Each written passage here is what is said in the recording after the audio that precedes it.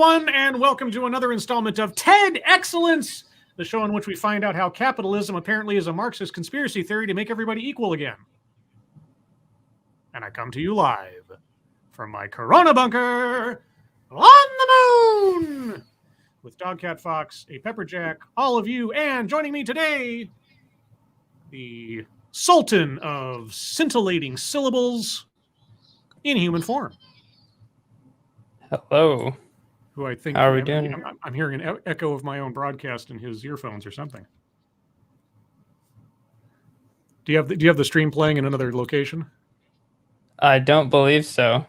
Okay, I'm hearing it somewhere. All right. Well, anyway, is it bad? Well, I can hear it slightly in the background. Do you have a window open with the stream open somewhere? I don't. Huh? Do I? That would be weird. No.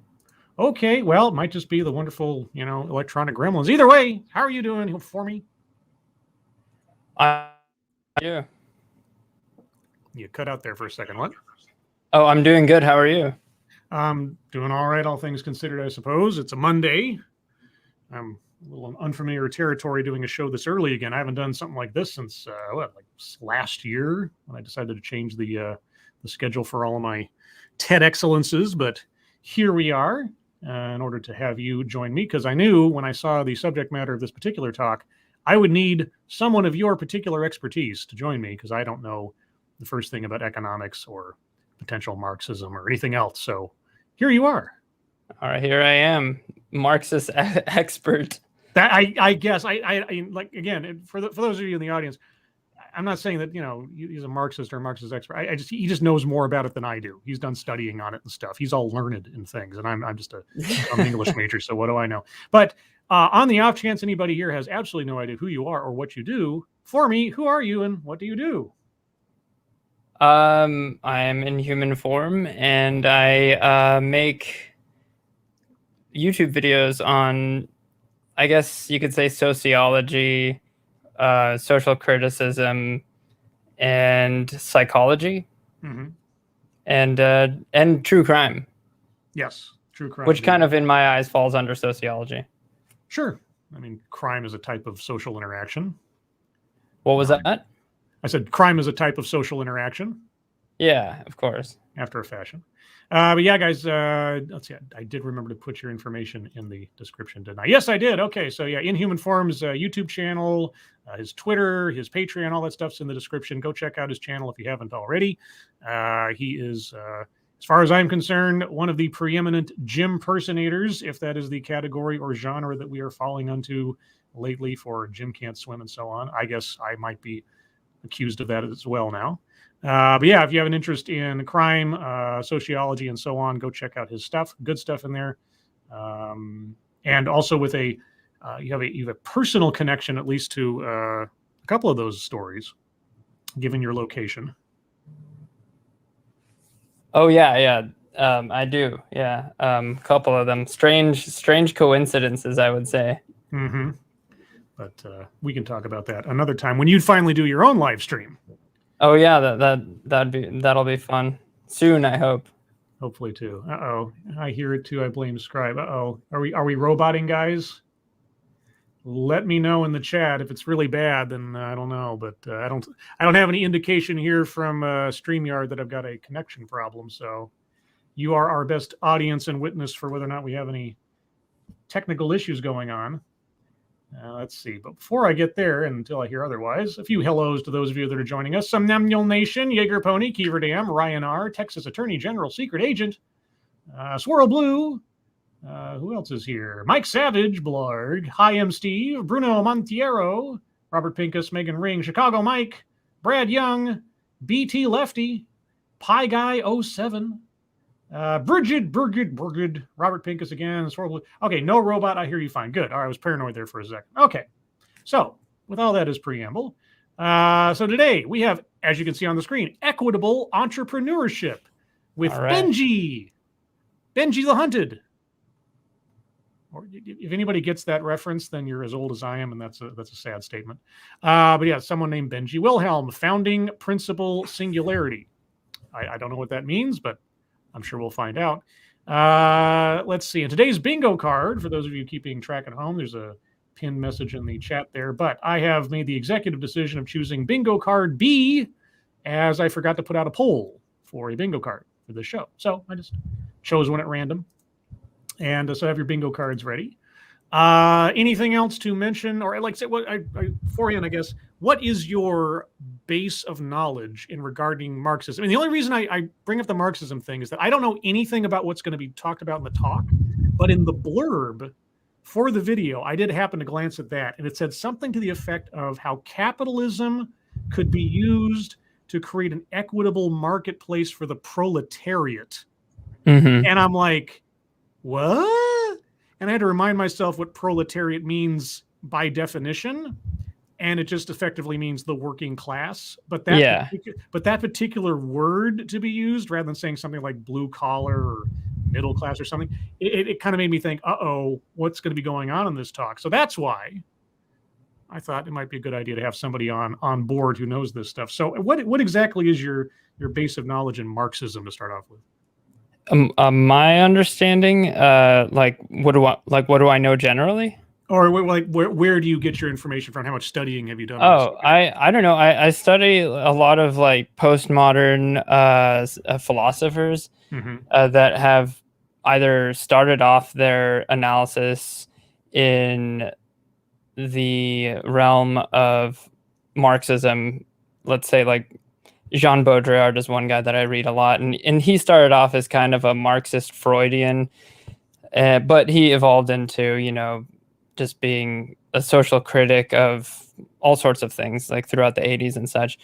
But it's not necessarily a purely Marxist understanding, the one that I have. It's although I have read some Marx, I'm more critical of a lot of Marxist theories. However, I do think there are some things that can be taken just as like from anything, any kind of study or educational, resource, that there are some good qualities and bad qualities to it. So I've just read a lot of random articles from Marx and various philosophers. Okay. And just as a general reference, your educational background is in psychology and criminal justice. Okay. Yeah. So that contrasts quite heavily with my own, which is English writing things. Although I did take a few criminal justice classes along the way, but I have no expertise elsewise. So good to have you here. I'm glad you joined. Good to be here. And with that, I'm going to start off with a few seconds for sound test, everyone. You guys tell me if you can hear it. Well, if Formy can hear it, I'm sure we can all hear it. This one clocks in at just over 12 minutes. And so let's find out what it means to have equitable entrepreneurship. Thank you. You hear that all right? Oh, I can hear it. Okay, well, if you can hear it, pretty sure everybody else can. Again, everybody sounds fine to some nation. All right, good. Lambert Talamantes, hello. Who else? Simon Willikins, hello. Anybody else I missed right off the top? Finley Johnson, hello. Well, if I missed anybody else, I apologize, but we have to get onto this because it's important work. So let's find out as we go. In 1933, Roosevelt's New Deal established sweeping changes to labor in America. This is true, is it not? It is. It's very true. I just want to double check that I'm not off base. Including the first protections for workers, setting the first federal minimum wage, and founding the Works Progress Administration. You know that my grandmother, she's now passed away, but my grandmother, I had to call her one time for a elementary school project on our ancestors and things. And I called her up, and I was assigned to ask her about a president that was alive in her lifetime. And I picked FDR because I knew that she was alive back then. And do you know that my grandmother still hated FDR for the New Deal, even as far as into the 90s? Really? Yeah, she was bitter. Bitter. That's unfortunate. I think it was probably the best policy ever created in United States history, personally, in terms of like for the middle class. And we're still living on a lot of like what it created in terms of infrastructure. Yes. And it's been interesting to see people make comparisons of FDR, or I should say Biden, to FDR in recent months, as given his efforts and his infrastructure bill and everything else. Now, I'm not enough of a historian to say whether or not those assessments are accurate or not, or if the comparison to FDR, given the totality of the circumstances he was under versus what Biden's under, exactly the same. But I have heard FDR mentioned recently a lot. I would say like that's a fair judgment to make from one degree, and that's a lot of the things that he is going after in terms of like increasing tax for corporations and anybody who makes over a significant portion of money in the higher tax brackets is true. However, by comparison, it's where he is starting to implement those changes is so far back in terms of percentage. Like when FDR was doing that, there was already higher taxes. He was trying to make them higher. Now we're going from incredibly low taxes to moderate amount. So in one sense, he's just leaning towards, moderate. And it seems like FDR, because we've gone so far in terms of like protectionism and subsidies for corporations and such. All right. So I keep pausing. I just want to make sure we get some context here for everything. Which employed over 8.5 million people. Yeah. As a result, the American dream was born, and it quickly became an ethos of our nation. It was a set of ideals that freedom included opportunity for success, prosperity, and upward social mobility. It was a guarantee that hard work results in a life that is richer and fuller. Guarantee? What was that? I missed what he said there. Let's back up a little bit, because I'm like, there's the pursuit of happiness. There's rarely ever a guarantee. Success, prosperity. Sorry, I didn't. That wasn't far enough, apparently. Death and prosperity of our nation. It was a set of ideals that freedom included opportunity for success, prosperity, and upward social mobility. It was a guarantee that hard work results in a life that is richer and fuller, regardless of social class. I don't know. Okay, maybe this is sort of an ideological question, but I've never seen the American dream as a guarantee, ever, regardless of your class or situation or otherwise. Or maybe that's just me. It's the possibility. Possibility is there, but guarantee, I don't know if I classify it that way. I think to some degree it depends on where you're coming from. Like if you're immigrating, I think it's inevitably a guarantee that if you're coming from most other countries, you're going to be in an economically more sound situation. Certainly. However, it's not. Yeah, it is not a guarantee. Yeah. So, just real quick, just to make sure we haven't missed anything, and I know we're only about barely a minute into this thing, but just go over the bingo card real quick to keep in mind on things to look for and listen for. Let's see. So, just reviewing the bingo card. Anecdote that probably never happened. Haven't had any of those yet. Self-vilification or wretchedness. No. Systemic institutional. You could almost make the argument we've already been there, but we'll move on. Weightless example. Hasn't been any yet. Word salad. No. Leaves out vital context. Collectivizes own demographic. I'm not going to necessarily say American counts because that's a bit too broad, but we'll see. White supremacy. No. A list. Well, I'll be surprised if we don't get a list. Actually, that might have already had a list, couldn't we have, when you listed off all of the different benefits of the American dream? What's an example of a weightless example? So a weightless example is something like I'm making an argument about something, and I give an example that does not in any way, shape, or form contribute to my argument. So like, let me think. Now I have to think of an example of a weightless example. Okay, I'm talking about rapid response teams in replacement of the police, right? And so in replacement of police, I have rapid response mental health care individuals that come across and doing things like that.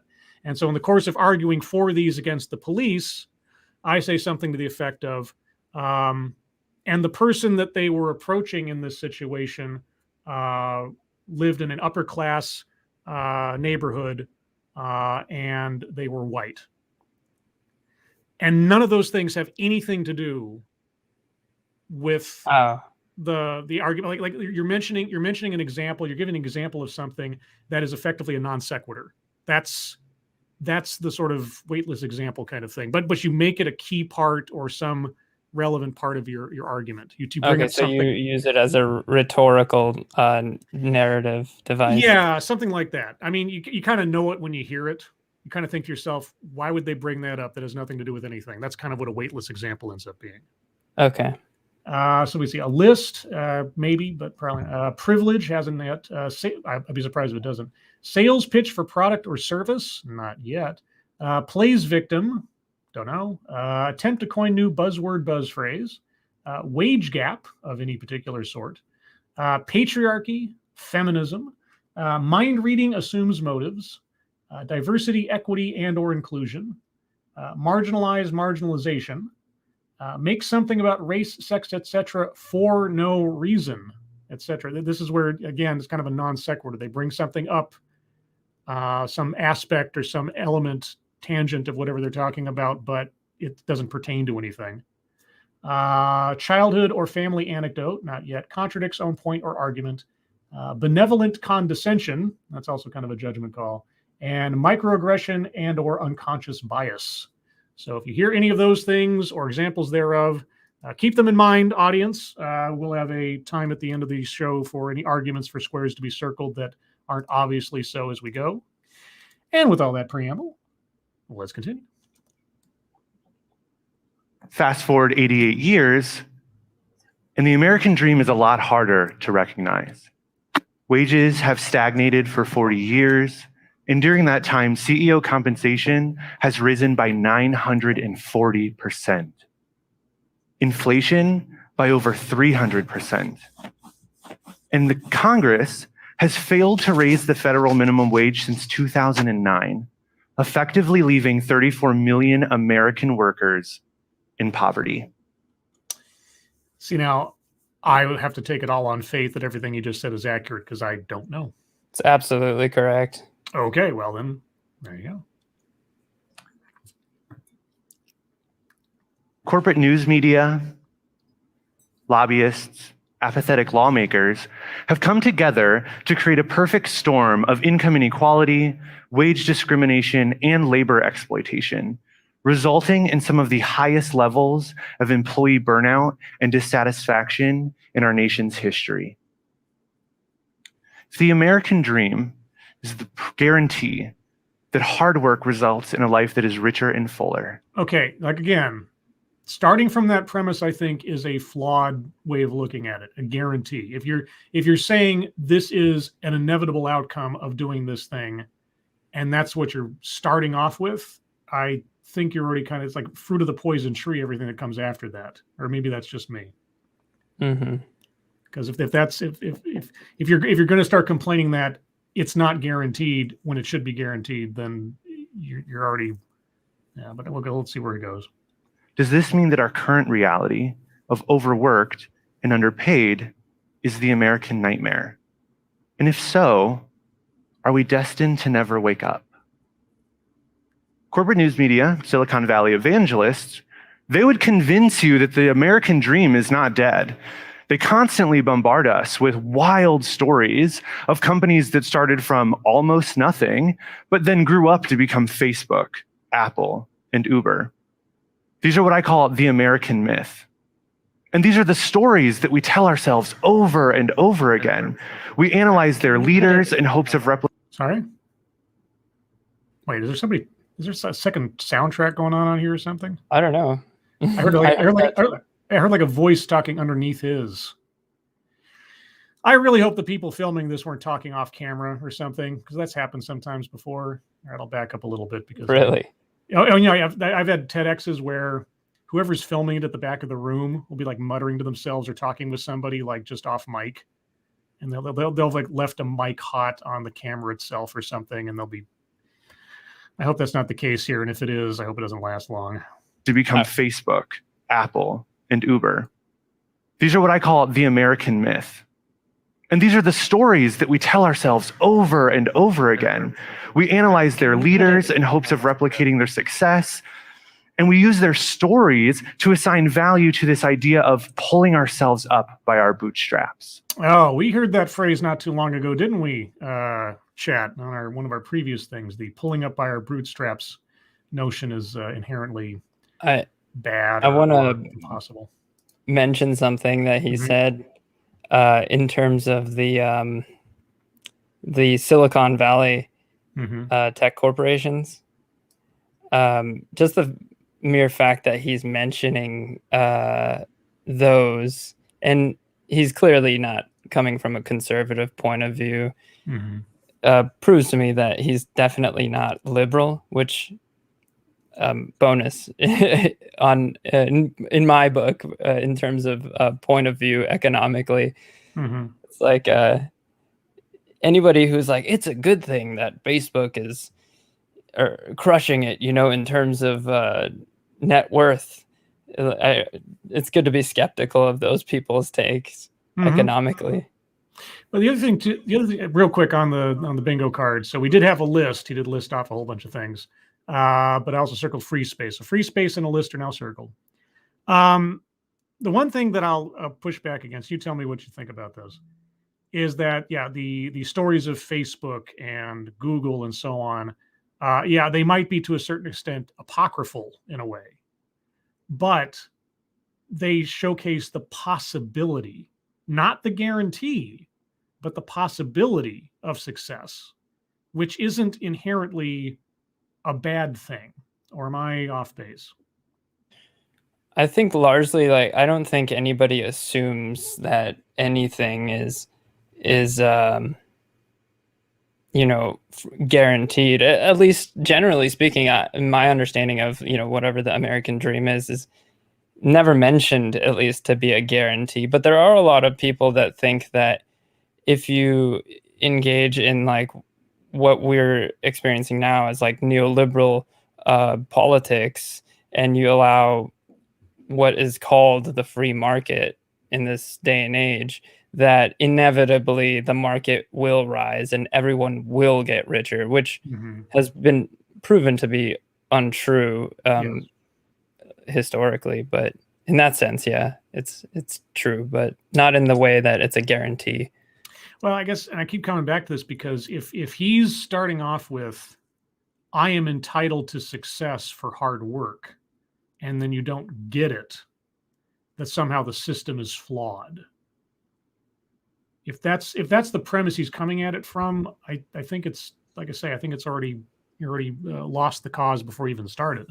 Yeah, I'm curious where, what he's saying is if it is guaranteed, who is guaranteeing this? Right. I wish you would give an example. Yes. Well, that is a constant refrain in this series from me. Give me an example. Let's see if we get there. But for every myth that perpetuates the illusion of the American dream, there are a dozen horror stories about the reality of labor in America that resonates with all of us. From corporate cubicles that feel more like prisons, to harsh physical labor, to startups that were destined to change the world. Over dramatic much? Cubicles that feel like prisons. Okay. Not anymore. Everyone's working from home. Yeah. I forgot if they said when this was filmed, but I guess it was posted relatively recently. Now, it has been the case that TEDx has posted something on a Tuesday that was actually recorded a year previous. So I couldn't tell you off the top unless they put the date up here and I missed it. But yeah, so this was posted just within the last week or two. But ultimately, sorry.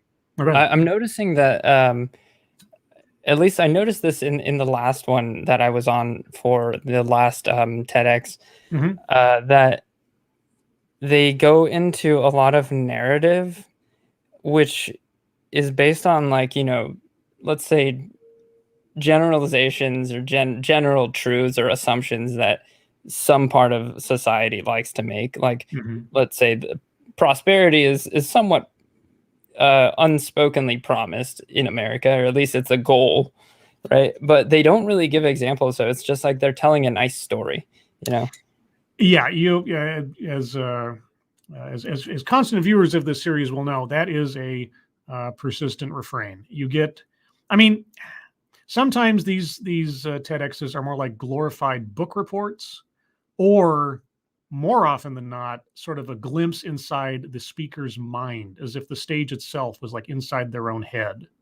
And there's a lot of, for lack of a better phrase, purple prose than a lot of facts being given, and or examples, or even it's rare, but it's rare is the case where someone actually kind of admits to the possibility that they might be wrong or there's a flaw to their argument or anything. It's always just very, I'm going to say everything that supports my argument and ignore anything that might not. And here's my presentation. So, and yeah, begging for examples, begging for specificity is something that I do probably on almost every one of these things, because it is not often the case that they actually get down to brass tacks and they just kind of say that something is true without telling you how. So we'll see if this guy breaks the mold or not. But ultimately failed violently like a collapsing star. The office rental WeWork and the blood testing company Theranos serve as examples of these American nightmares. Okay, Theranos is a really, really interesting story. I don't know if you know much about it. Yeah, I've definitely heard about it.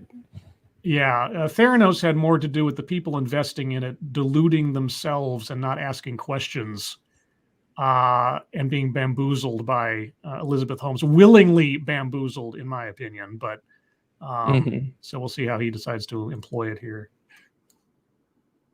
They're the type of businesses that are obsessed with growth and fixated on the bottom line. They tend to put profit before people, and they also chase innovation at any and every cost. Okay, well, if you're talking about Theranos, yeah, Elizabeth Holmes was sort of like some weird empty shell version of Steve Jobs in her own mind, and just thought the idea was all you needed to succeed, and that other people would somehow implement it just because your idea was so good. Yeah, kind of like Elon Musk as well. Yeah, exactly. Elon Musk, a lot of hype, but not a whole lot of tangibility in the actual results. Similarly to Enron, where the idea was a bigger gain than the actual reality of what they were doing. The mark-to-market procedure they were going through, and just saying, posting profits at a future from a future point as though they'd already made them.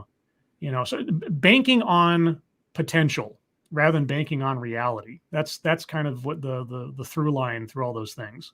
And it's all basically a con job, because you're effectively trying to monetize a dream, which, some very small amount of people in the world have actually been able to pull that off and bring up something tangible at the end of it. Most people don't. So again, I'm curious as to how what bring up Theranos has to do with any of this, since that was basically just one big scam. Their internal cultures are devoid of values, wrought with lies, and they become breeding grounds for harassment and abuse. Just every corporation? Wait, what? Sorry, I'm going to back up a little bit because I want to make sure I got context here. The blood testing company Theranos serve as examples of these American nightmares. They're the type of businesses that are obsessed with growth and fixated on the bottom line. They tend to put profit before people, and they also chase innovation at any and every cost. Their internal cultures are devoid of values, wrought with lies, and they become breeding grounds for harassment and abuse. I think that's too broad a paintbrush to use. I mean, I'm not coming in defense of corporate America per se, but to say that every company that is big or has questionable morals insofar as their business practices is thus inherently terrible and everything else. I mean, again, you could make the argument that every corporation is effectively a living psychopath moving through the world, but I don't know. That's and especially to start off with Theranos as your example. You couldn't bring up Facebook or some other more legitimate company. Seems kind of odd to me.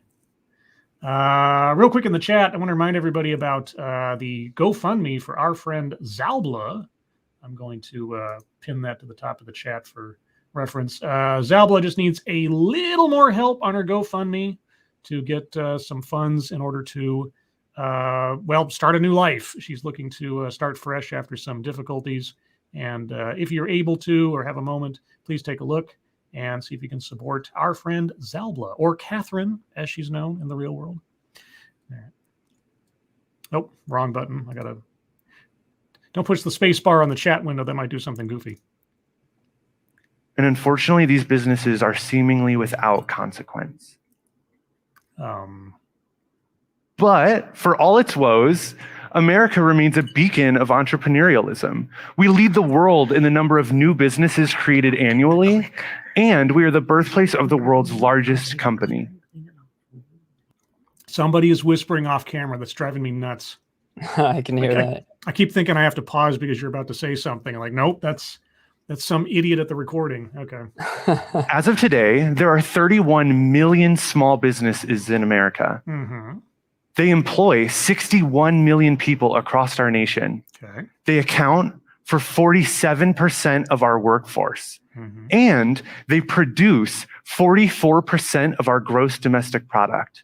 Okay. These 31 million small businesses account for 99.9% of all American business. Okay. That sounds good, I think. I agree with him. I think he's coming at it from a very middle class perspective. Mm-hmm. Whether it doesn't matter what political ideology, because obviously politics are intertwined with this. Mm-hmm. He's dead on in that sense.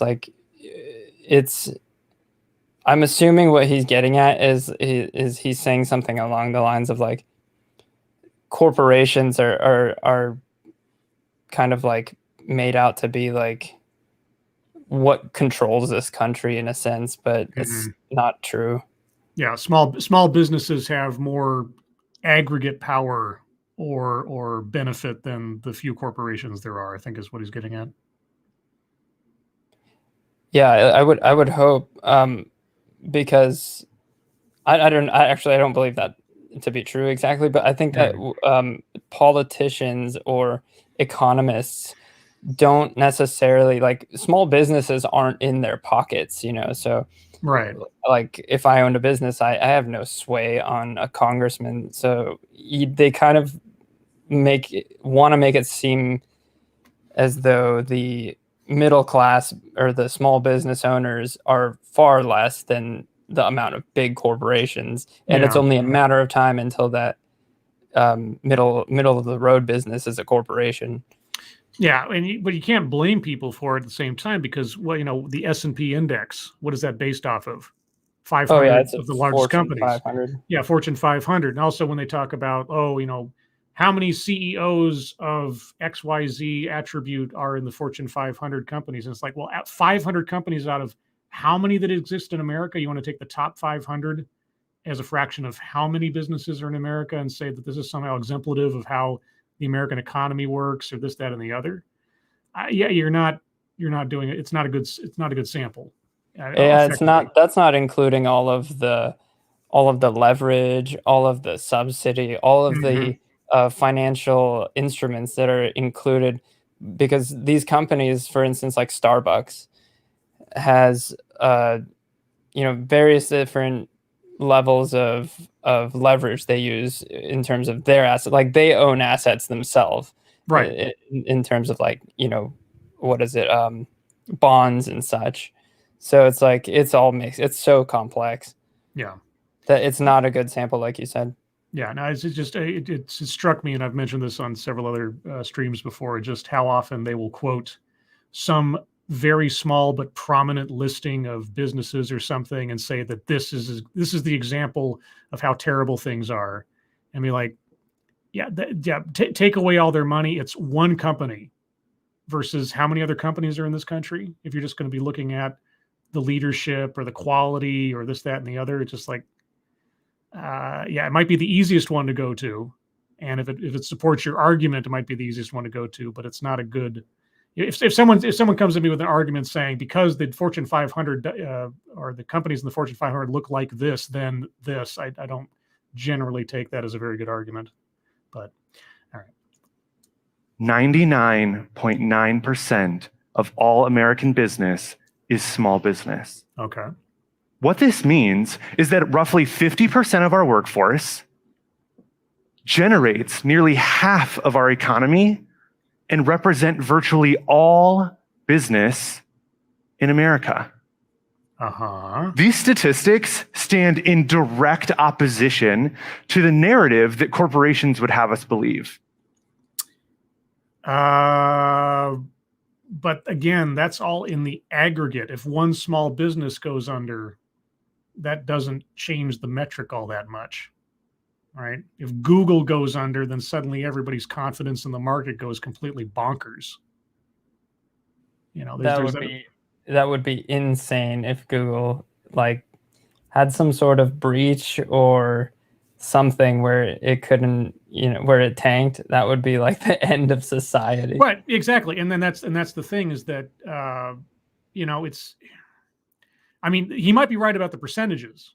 That's true. But the overall net effect of a zillion individual small businesses versus, the power players elsewise, it goes back to the whole too big to fail thing, right? It's like one bank goes down and it's the first domino because of all the interconnectedness and everything else. You can't contrast the mom and pop store in Utica with Google and say that somehow sure, as part of a larger system, yeah, they're important and they shouldn't be neglected and so on.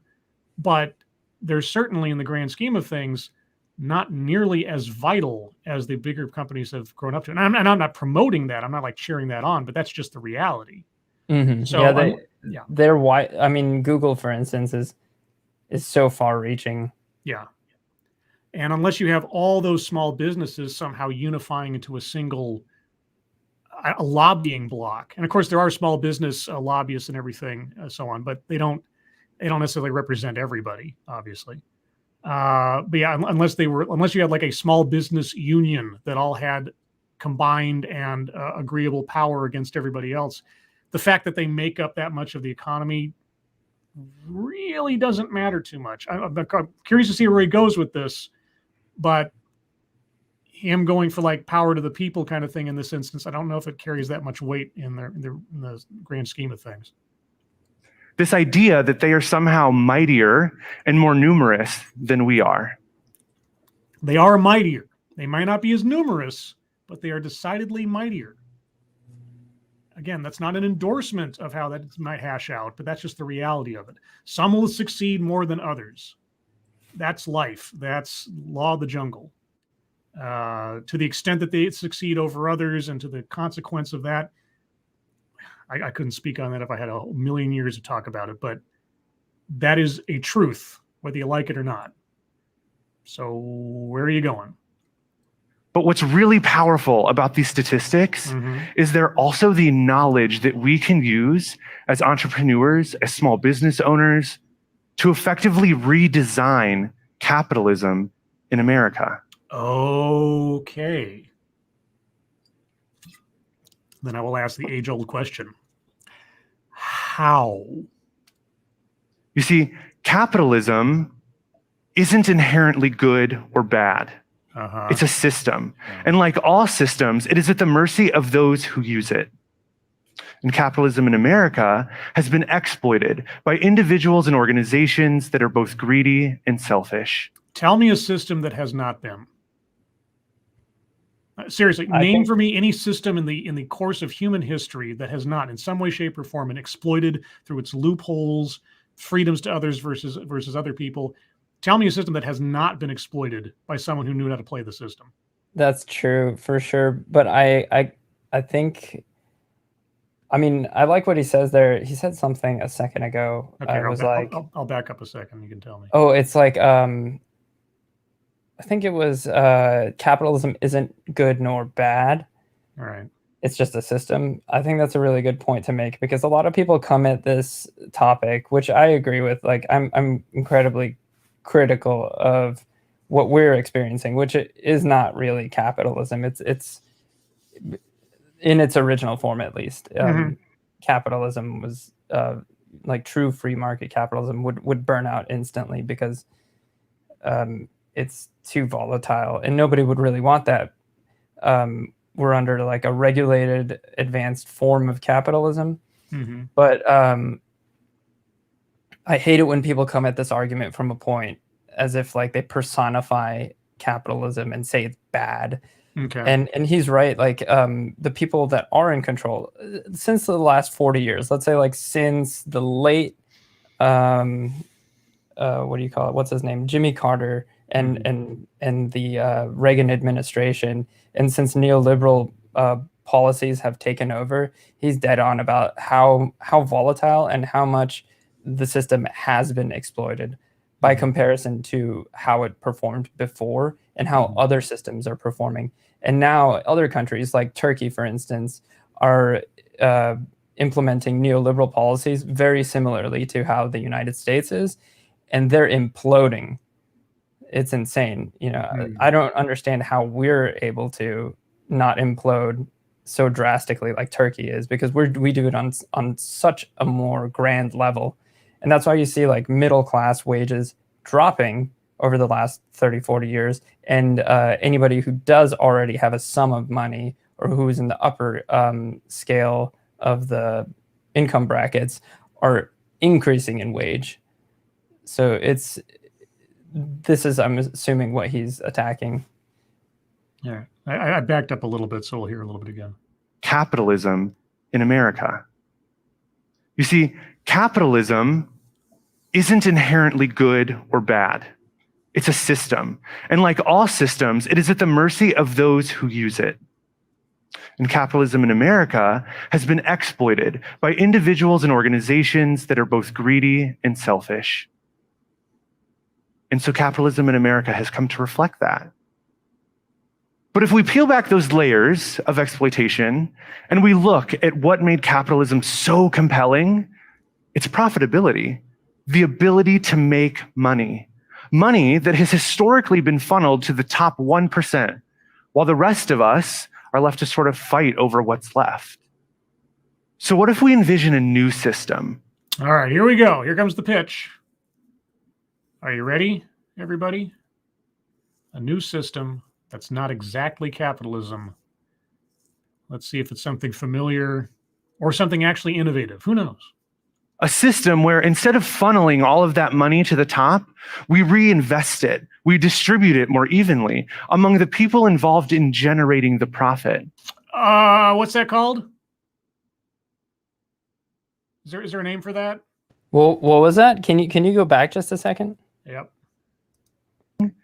It's profitability, the ability to make money. Money that has historically been funneled to the top 1%, while the rest of us are left to sort of fight over what's left. So what if we envision a new system? A system where instead of funneling all of that money to the top, we reinvest it. We distribute it more evenly among the people involved in generating the profit.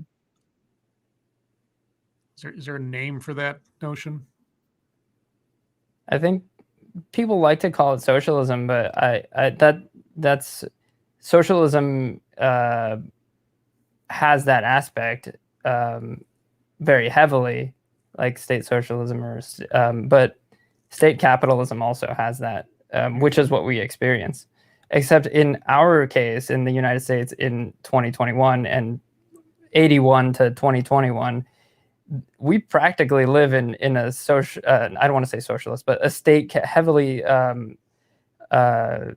protectionist, like state capitalist society. But instead of the people getting many of the subsidies, for instance, the average person, it's like a socialist society for corporations. They get all of the buybacks. They get all of the, what is it? I'm spacing it. Relief, like if there's a market crash or something. And he's right. Who is generating that money? It's the small businesses that are paying insane amounts of employee tax, insane amounts of income tax, all of that. Yeah, I just think back to, again, the financial crisis where like Bear Stearns got a bailout.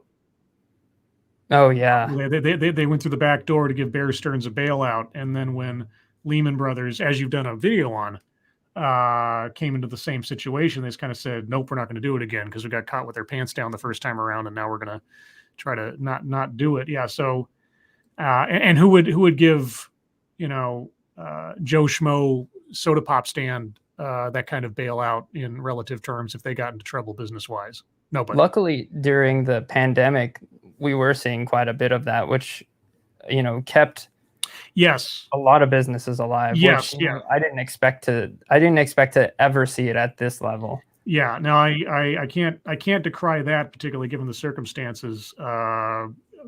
Businesses or people who work for businesses that I know that are not large businesses or anything got relief, and amazingly forgiven relief. Like it was basically just free money that literally kept their business alive while they transitioned because of all this nonsense going on with the pandemic and the remote working and everything else. So I can't complain about that, because a lot of people I know who are currently still employed that otherwise would not have been if it hadn't been for some of those PPP loans and everything. So that I can't complain about. So I guess we'll see where he goes with this. And again, I don't know when this is taking place. Is this before? That's what I was going to say, because if this was post-pandemic, I don't think he would be making this argument, because that's literally what he's arguing for we're experiencing currently. Yeah. All right. Well, as an entrepreneur, I've spent a lot of time thinking about just that. And what I've come to recognize is that I can be a part of the solution. Okay. Or I can do nothing and continue to remain a part of the problem. All right. Well, you've set it up. What's the pitch?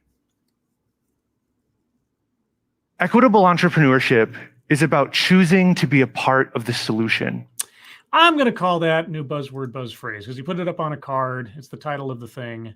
And I can't say that I've ever heard that phrase before. So I'm going to circle, attempt to coin new buzzword, buzz phrase, circling that one. While we're here, let's also look at the card again one more time. Anecdote that probably never happened. He hasn't given us any anecdotes. Not really. Aside from FDR, and that's all just fact-based kind of stuff. What about Theranos?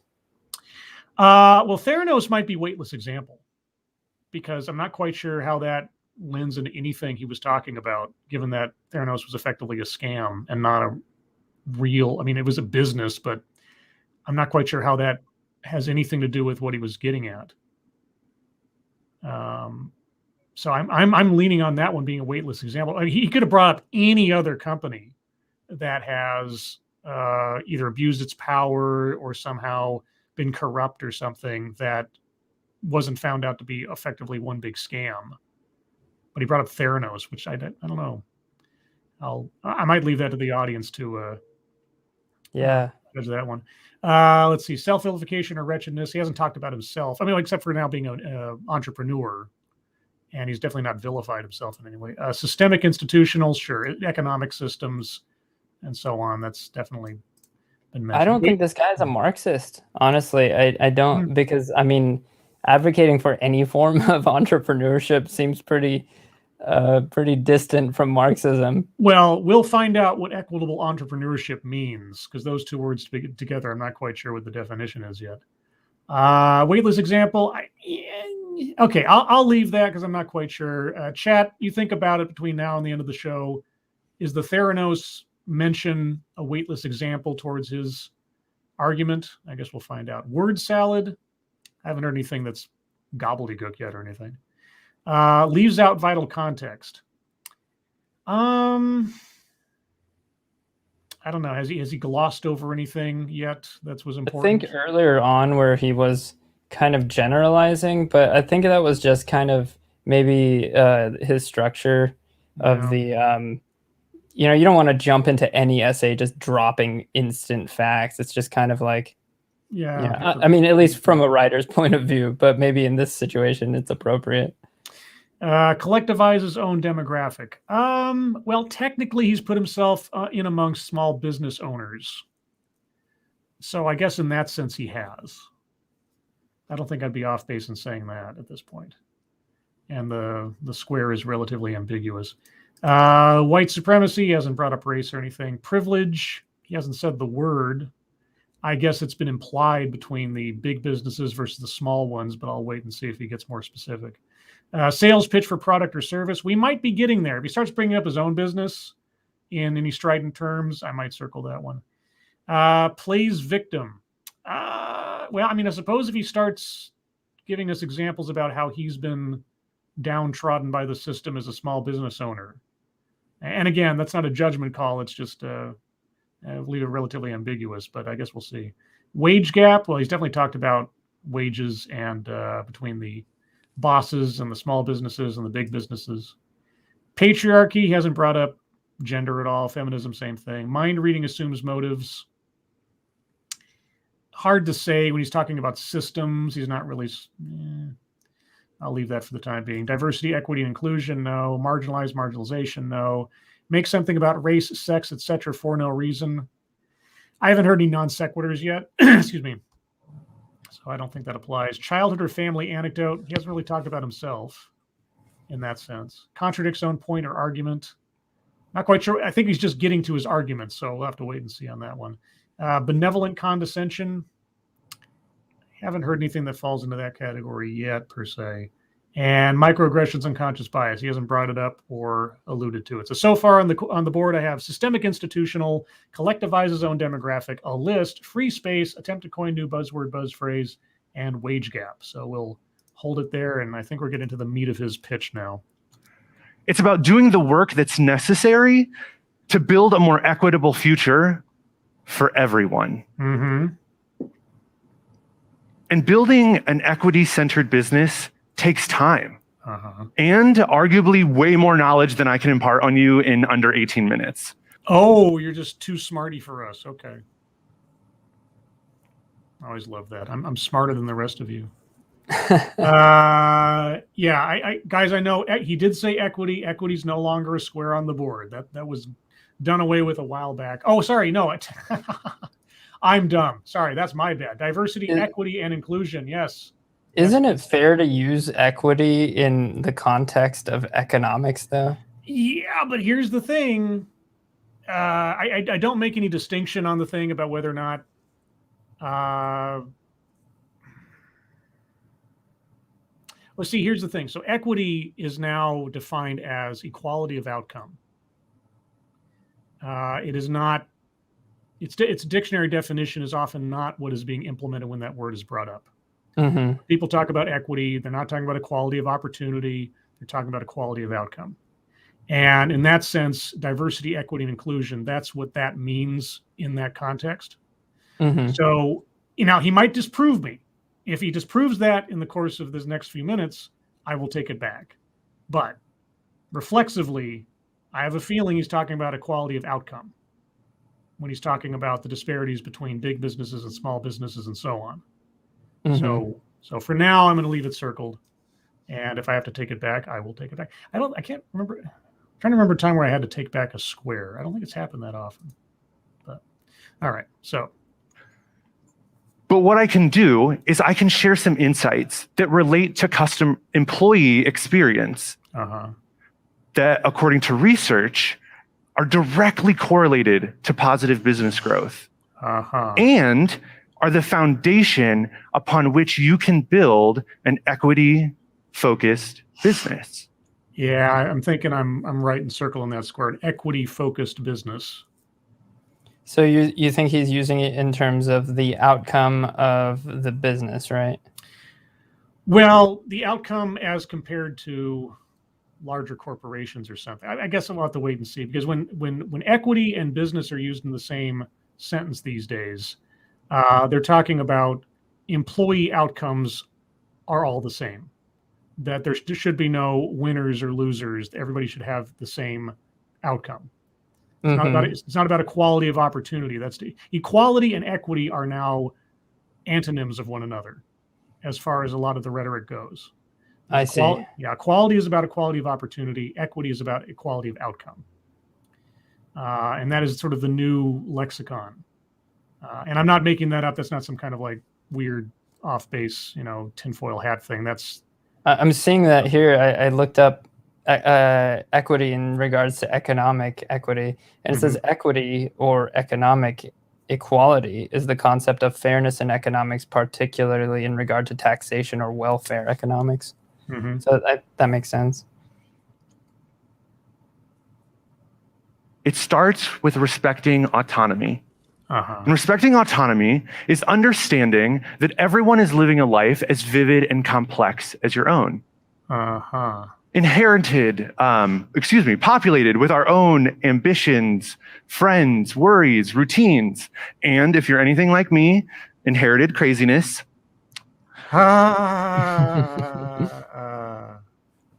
He's a psychopath. Yeah, it's just like, I just happen to be insane. Never mind my razor collection. I know. Practical sense, it's about providing flexibility around things like working hours, PTO, vacation time. Ensuring that your employees never have to choose between their personal lives and work. Good luck. I don't think that is an inherent guarantee you can make anybody. You don't have to choose between personal lives and work. Well, then the people who choose work over their personal lives are going to exceed farther and faster than people who do. That's just the reality. No matter how much PTO you give them or considerations you give for their, time off or otherwise. If I put in the extra hours to impress the boss or to get stuff done that other people aren't, I'm probably going to go further than the other person. That's just reality. And even if we're talking about sort of you're trying to guarantee an outcome or something, that's just, I don't see how you get around that. Or promise somebody that they won't feel some kind of negative consequence for putting real life over their job.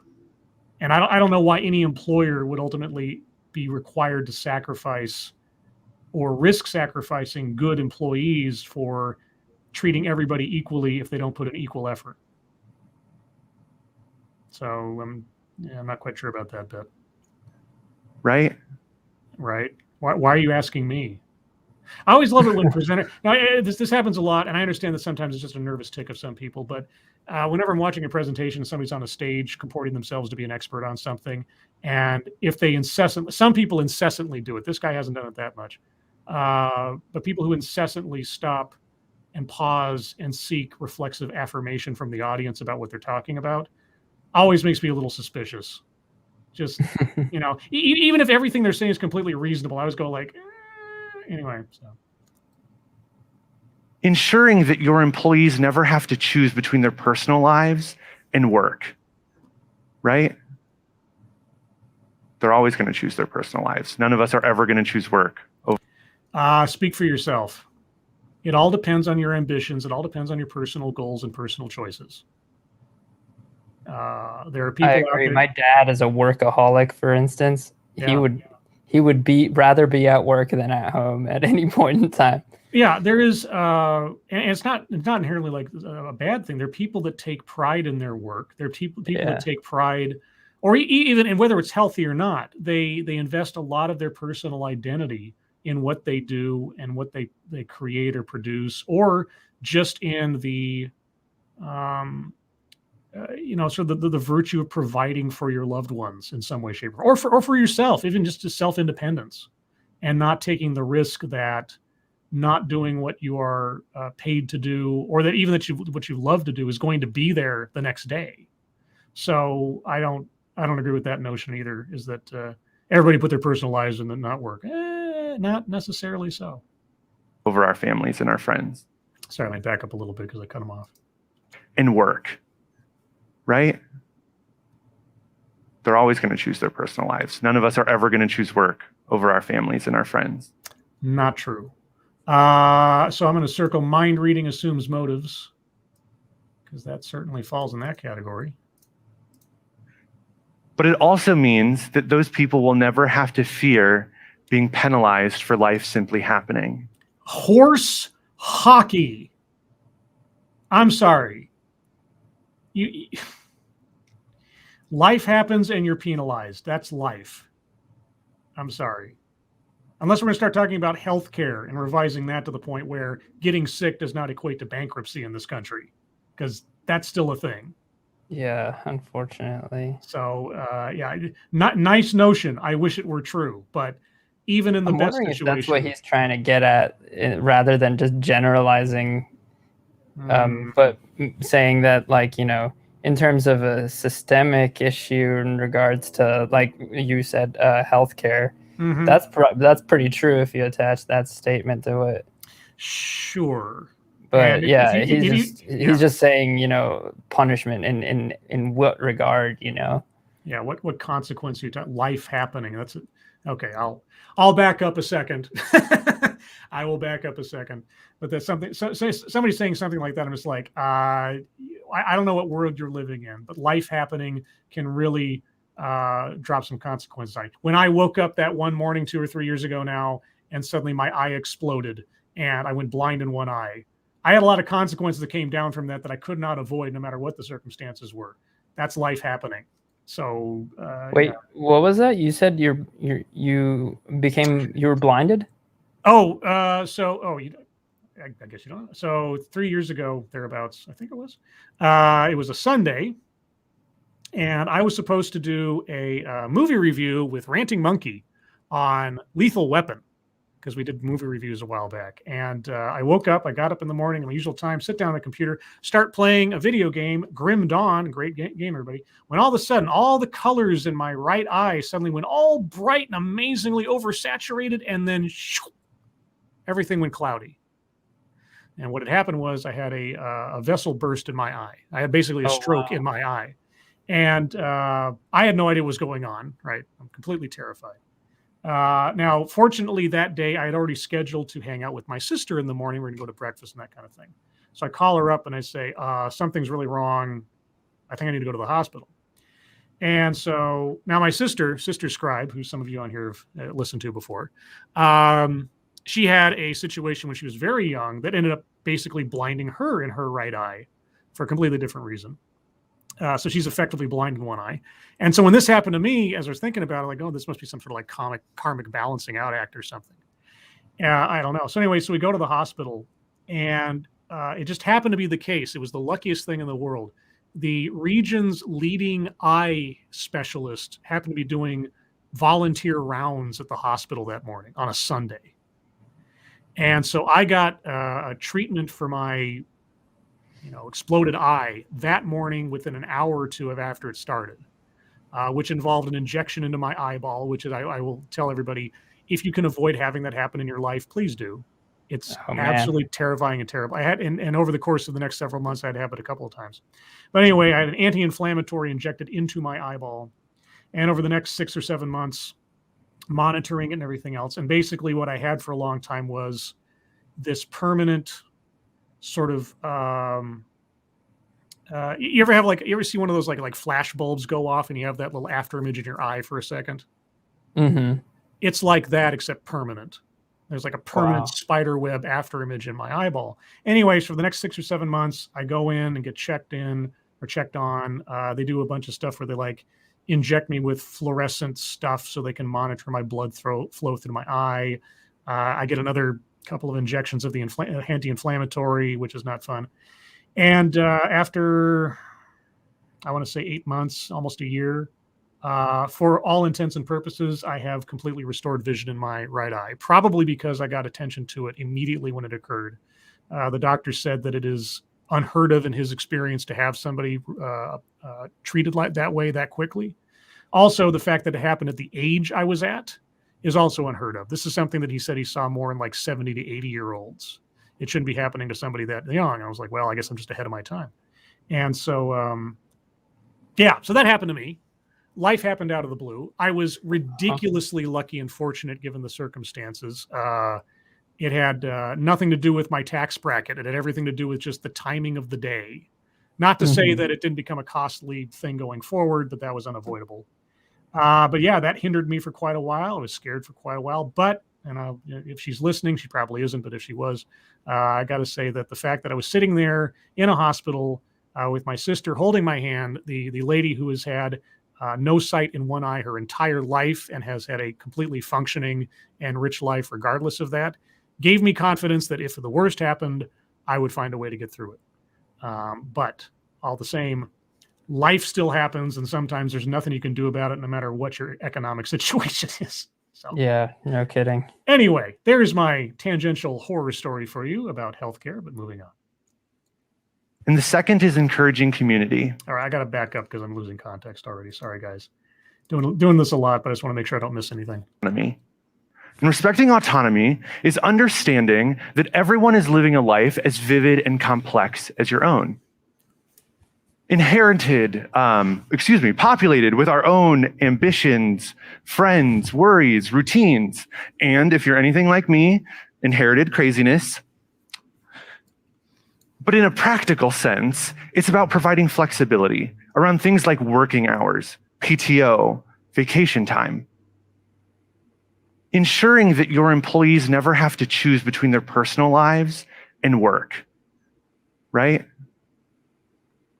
They're always going to choose their personal lives. None of us are ever going to choose work over our families and our friends. But it also means that those people will never have to fear being penalized for life simply happening. And the second is encouraging community. We know that people are valued in environments, feel valued in environments where we know that people thrive in environments where they feel valued. And we know that people feel valued when their voices are heard. I'm starting to hear a lot of the same rhetoric I hear in diversity, equity, and inclusion executives and consultants for businesses. Where your voice is being heard. You are included. You have a sense of belonging, and so on, which isn't inherently incorrect. It all depends on how you go about implementing it or how you value who needs to be heard versus someone else. That's always the tricky part with some of these presentations. For this reason, engaging with your team and getting feedback when faced with new challenges is not only one of the best ways to crowdsource new ideas, it's also a fundamental way of encouraging community. Is that really a new concept? What is? Getting feedback from your team on whatever you're working on. I mean, isn't that just boilerplate sort of leadership, organizational tactics? Or am I just off base? Yeah, I mean, maybe not in the 50s, but in current times, I'm assuming it's probably. Yeah. Okay.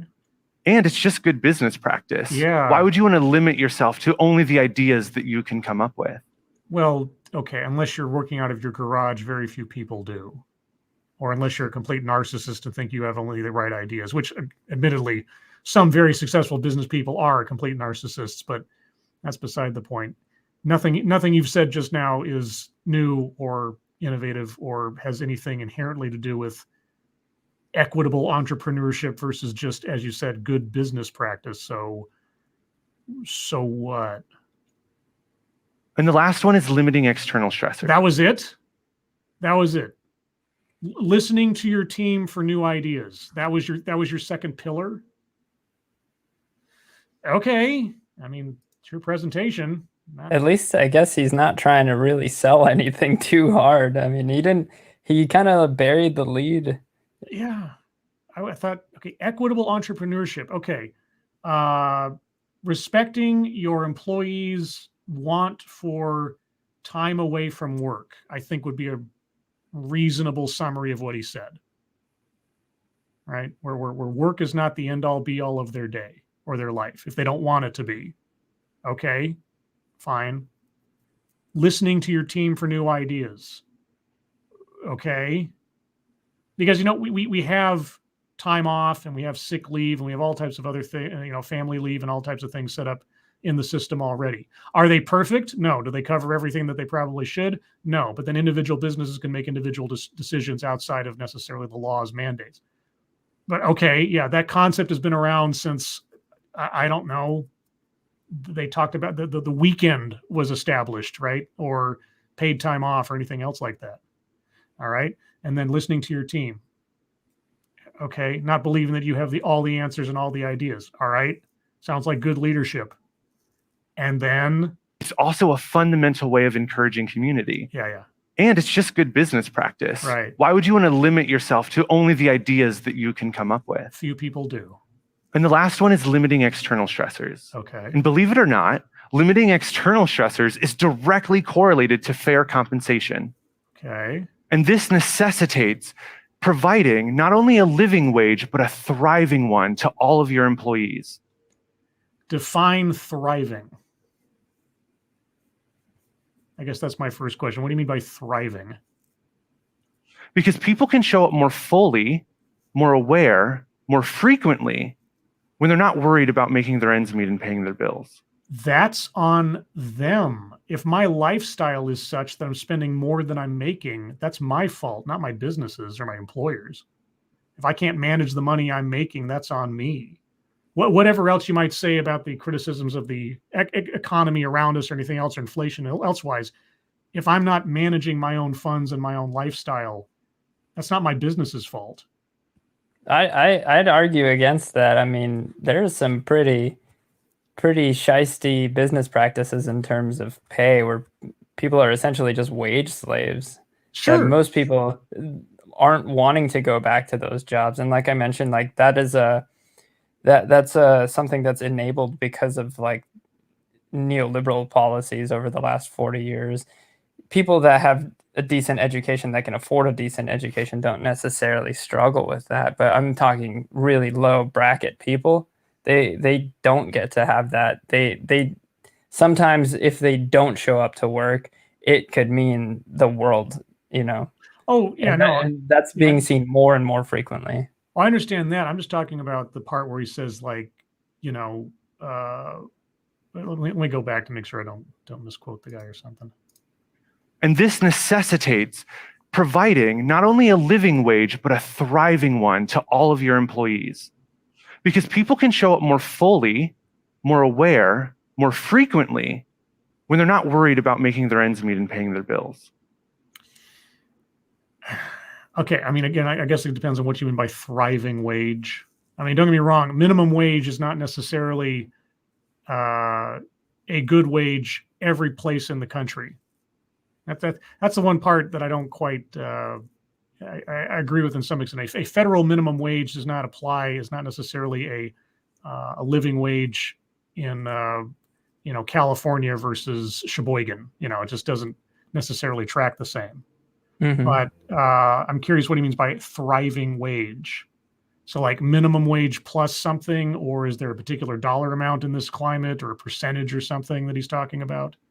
But not worrying. Ambiguous. Yeah, exactly. And also not worrying about, making ends meet. Well, again, I guess it depends on your individual situation, but there's a line between what is the responsibility of the employer towards your economic situation and what is your responsibility as someone who has to manage their own money and funds and lifestyle. And I'm not, you didn't really get too specific on that, but that's the one part where I'm kind of like, what? So I don't have to worry about making ends meet. Is that their concern or is that mine? Mm-hmm. Okay. And furthermore, our value as people is not determined by what we produce.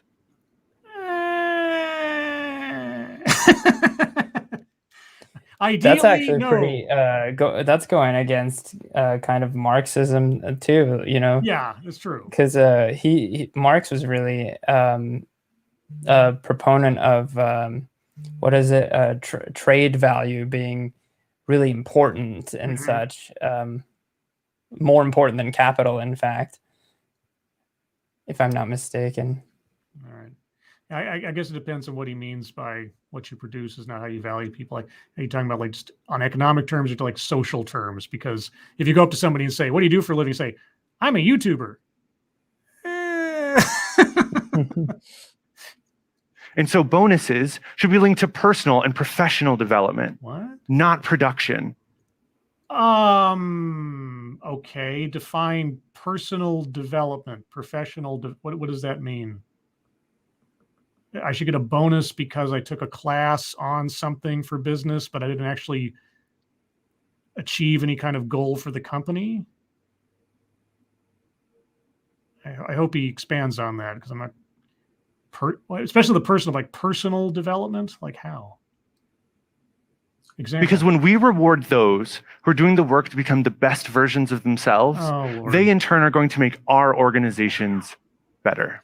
Define best version of self. I mean, if I do something in my personal life that my manager approves of versus someone who's a coworker of mine that does something in their personal life that my manager's not a big fan of, but both of us find personal benefit in doing these things, I deserve the bonus and the other guy doesn't? How do you assess that? I'm pretty sure he's not going to give us any examples, but I would love to know what he means by that specifically. Yeah. Because tying a bonus, a cash bonus to your paycheck to personal/professional development, I'd want some hard examples of what that's supposed to mean, or who's supposed to assess at what point does my manager assess that I have personally developed? I'd be curious to know that one. And so what we found is that when we respect autonomy... Who's we? Or is it the royal we? We encourage community, and we limit external stressors. Employees begin to feel valued by nature of their humanity and not the value of their labor. I usually feel valued by the fact that I get a paycheck every couple of weeks. I mean, ultimately, that's pretty much all I can inherently expect to get from an employer, and not necessarily emotional or personal affirmation all the time. I'm doing my job or I'm not. And maybe I'm just being a cold pragmatist here, but I don't expect my workplace to be a support group. But maybe that's just me. Maybe I just have too much of my dad talking right now. My father is definitely comes from the old school of work ethic. So I don't know. Same here. Yeah, I kind of agree with if you're comparing it to, like raw factory work versus like what this dude is saying, I'll obviously go with this guy, because I like working in an environment where people want to talk about things every now and then. Oh no, yeah, I'm not. I don't want to work in a sterile environment that's like cold and lifeless. But I've worked in environments that are cold and sterile and lifeless, but I still got my paycheck. Yeah. I still did my job. I got paid, and if I wanted something more out of it than that, good luck. Because that's the most you can expect. I guess my thing is I don't think it's necessarily a wise move to go into a job feeling like you're entitled to anything more than you do your job and you get paid. Anything beyond that is cream cheese. But to demand or require something outside of those basic mechanisms, I think I don't know if that's necessarily the best philosophy. That's just my reflection. Yeah, I know that, you're right about that. To demand something further than that is interesting, but when it is provided, I don't want to say some form of entitlement, extra compensation that's overabundant or something, but when employers are generous to a degree that's slightly above the average, even.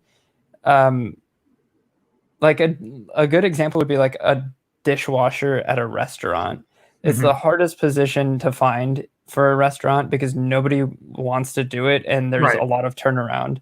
Yes. And in my experience, I used to manage restaurants, and I started paying the dishwashers more, and the turnaround stopped as frequently, because for the manager, that's a lot of work to find, a new dishwasher every day. But, when you kind of exceed people's expectations, you get better performance out of them. Obviously, that's just common sense. Sure. I'm more speaking, and not so much from the employer's perspective, but as the employee's perspective. It's like, what should I expect at a job? Right? I mean, if they put everything on the table and say, these are your hours, this is what you're going to be paid, and this is what you're going to be required to do. If they stay within those boundaries and I stay within those boundaries, what more should I demand or expect from a business or an employer? Now, would it be nice to have a foosball table? Would it be nice to have paid vacation beyond what's required and so on? Sure. But if I'm just being pragmatic about, I need to make a living, I need to pay my way. Maybe I'm just coming from a different school of thought on that type of it, because I haven't gone in any job expecting anything beyond, I do my work for the hours I'm expected to do them, and I get paid what I was agreed upon to get paid. And again, anything beyond that is certainly welcome and beneficial, but I'm not going to go running for the hills if suddenly something doesn't go right in my day. That's beyond what I was required to do or expected to get out of it, if that makes sense. Totally. So hey, I'm going to step away for like 60 seconds. I'll be right back. Okay, well, then I'll talk to the chat for 60 seconds. All right. All right, everyone. I'm going to go over the bingo card one more time while we wait for me to take a minute break here. Anecdote that probably never happened. Again, he's talked a whole bunch of statistics and abstracts, and he hasn't given that's one of the things, aside from Theranos and just mentioning that he's an entrepreneur himself, he hasn't talked about like his own experiences as a business owner. So Kiever Dam says wage gap. Wage gap's already been circled. Already circled wage gap. Self-vilification or wretchedness. No, at no point has he diminished himself in any way. Weightless example. I'm still thinking Theranos. Of all the things that he could have brought up to try to prove his point or support it, he brings up Theranos. Yeah, I'm not quite sure about that one. Word salad. Or weightless example could be the whole building community thing, because talk to your team for ideas and don't assume you have all the answers.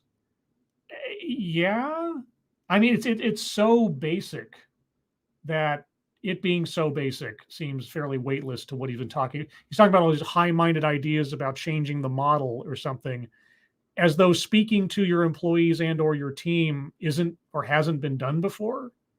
Like that's some new idea to the model of an economy. That, yeah, I'm back. Welcome back. I was just saying that I think if not Theranos, then maybe the whole talk to your team for ideas might be a weightless example, because it's not part of a new model. Him bringing that up isn't something that's not being done or something. It just doesn't, I'm not quite sure like what relevance that particular point had in anything he was saying as far as like trying to change the game as far as economy goes. Mm-hmm. So yeah, no, it's kind of just like understood that that's a part of anything, any entrepreneur endeavor. All right, well, I'm going to circle weightless example for that one. So we're one square away from a bingo, guys, and we might actually get it. Okay, word salad. For everything else, I haven't heard anything that made me kind of go, that's gobbledygook or something. Not so far, so I can't say that. Leaves out vital context. I mean, it's debatable. I mean, he's sort of thrown out statistics and claims and things.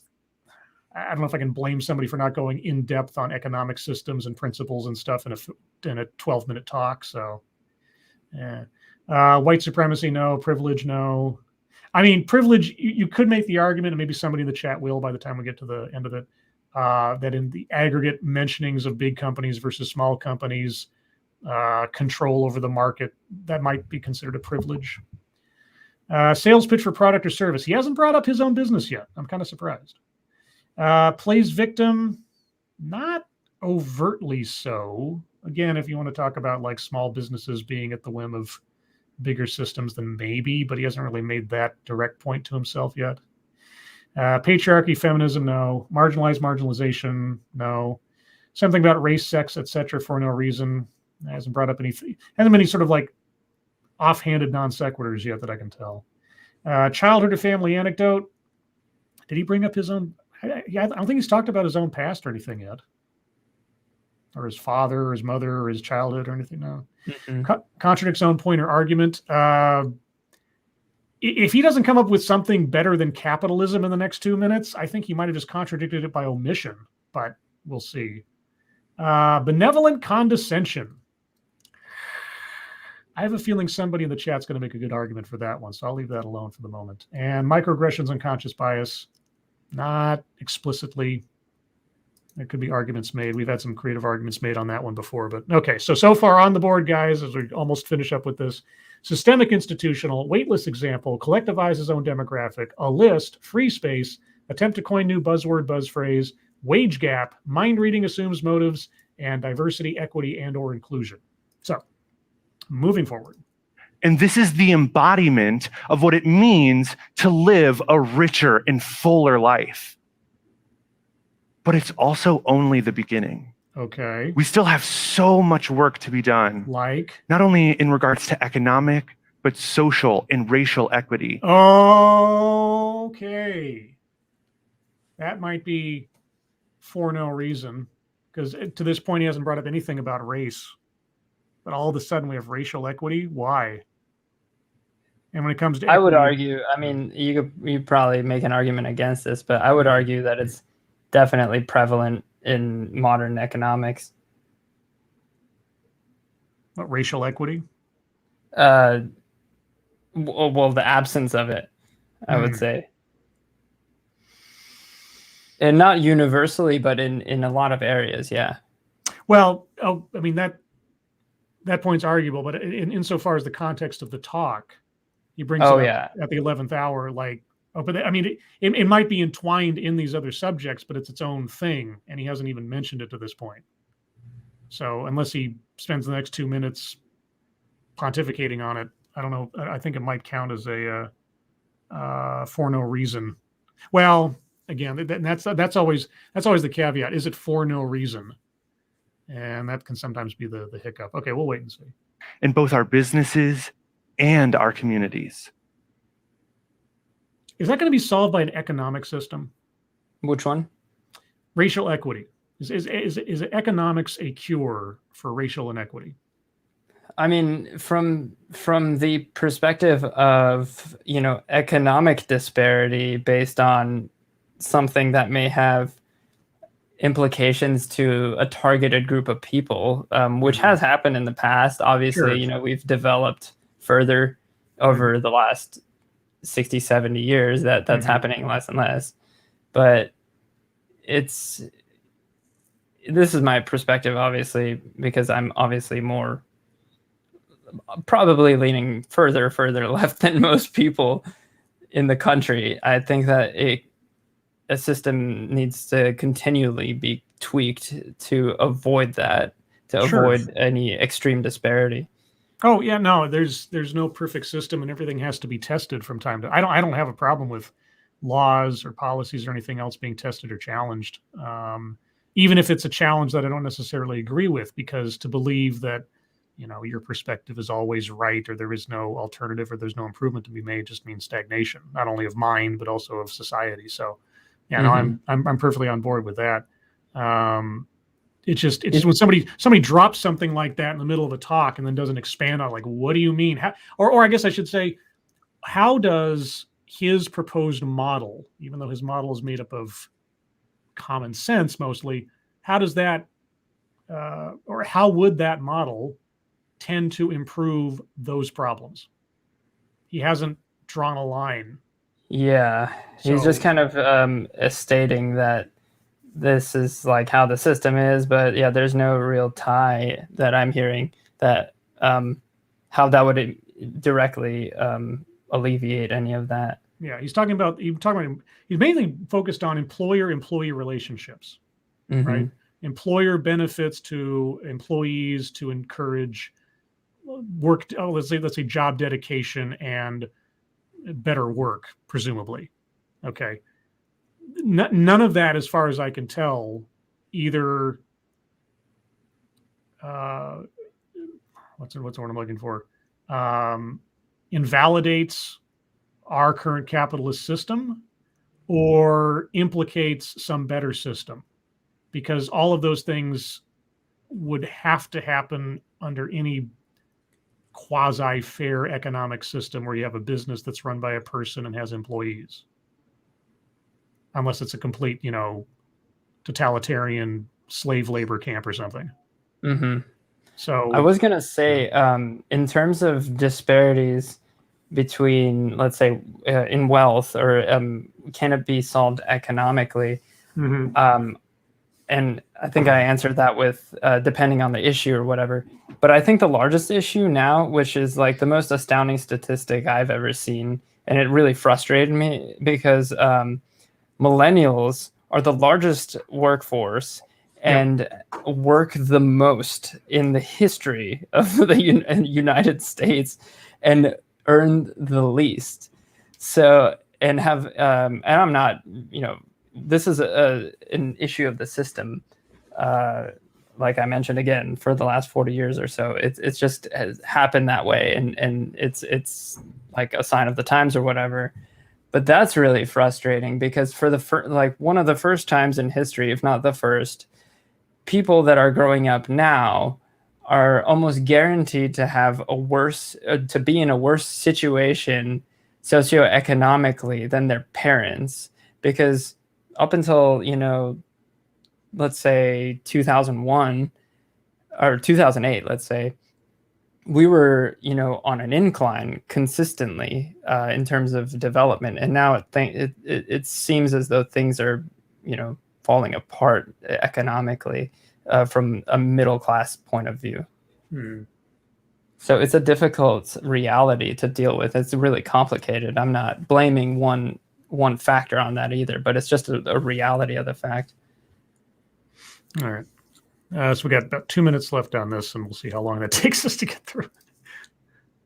As entrepreneurs, as leaders, as citizens of the nation, it is time that we wake up from our American nightmare. Okay. And recognize that before us are all the things we need to build our own New Deal. Okay. How? You've got just under 2 minutes to explain to us how we build a New Deal. I feel like there should be some epic music behind him right now, because that's how he's talking. A future where CEO compensation isn't 265 times higher than the average salary. Okay, so you want to regulate CEO compensation then? Because that's the only way you're going to get to that. You have to put like legal blocks on what employers can pay themselves. Unless I'm completely missing something. Unless you're going to count on the benevolence of individual people. Yeah, no. Where inflation doesn't outpace wages. Well, you might want to talk to the president about that one. I would argue that it's the Federal Reserve that's there's that too. Culprit. Yeah, but the people in charge of the Federal Reserve and so on. Yeah, okay. By over 300%. Yeah. Where 34 million American workers aren't waiting on the mercy of politicians to be compensated fairly. Again, not that I'm cheerleading the idea, but again, best of luck. Now, but here's the thing. Okay, how? What does any of what you've presented thus far do to address any of that? Having benevolent or thoughtful employers and employee relationships, fine, okay. What does any of that have to do in your presentation with addressing, alleviating, mitigating any of those problems that you've just cited? As far as I can tell, and I'm glad to be corrected, nothing. So up until this point, you haven't proposed any new laws, any new regulations, any new whatevers, except for sort of, mentioning the minimum wage should be increased and that kind of thing. So do you have a proposal for how you're going to solve the politicians who are in charge of 34 million people's ability to survive? And if not, why are we here? A future where we provide equal life chances, regardless of circumstance or identity, to best of luck on that one. What did he say? He's talking about equality of outcome. Let me back up a little bit. Of politicians to be compensated fairly. A future where we provide equal life chances, regardless of circumstance or identity, to all citizens. How?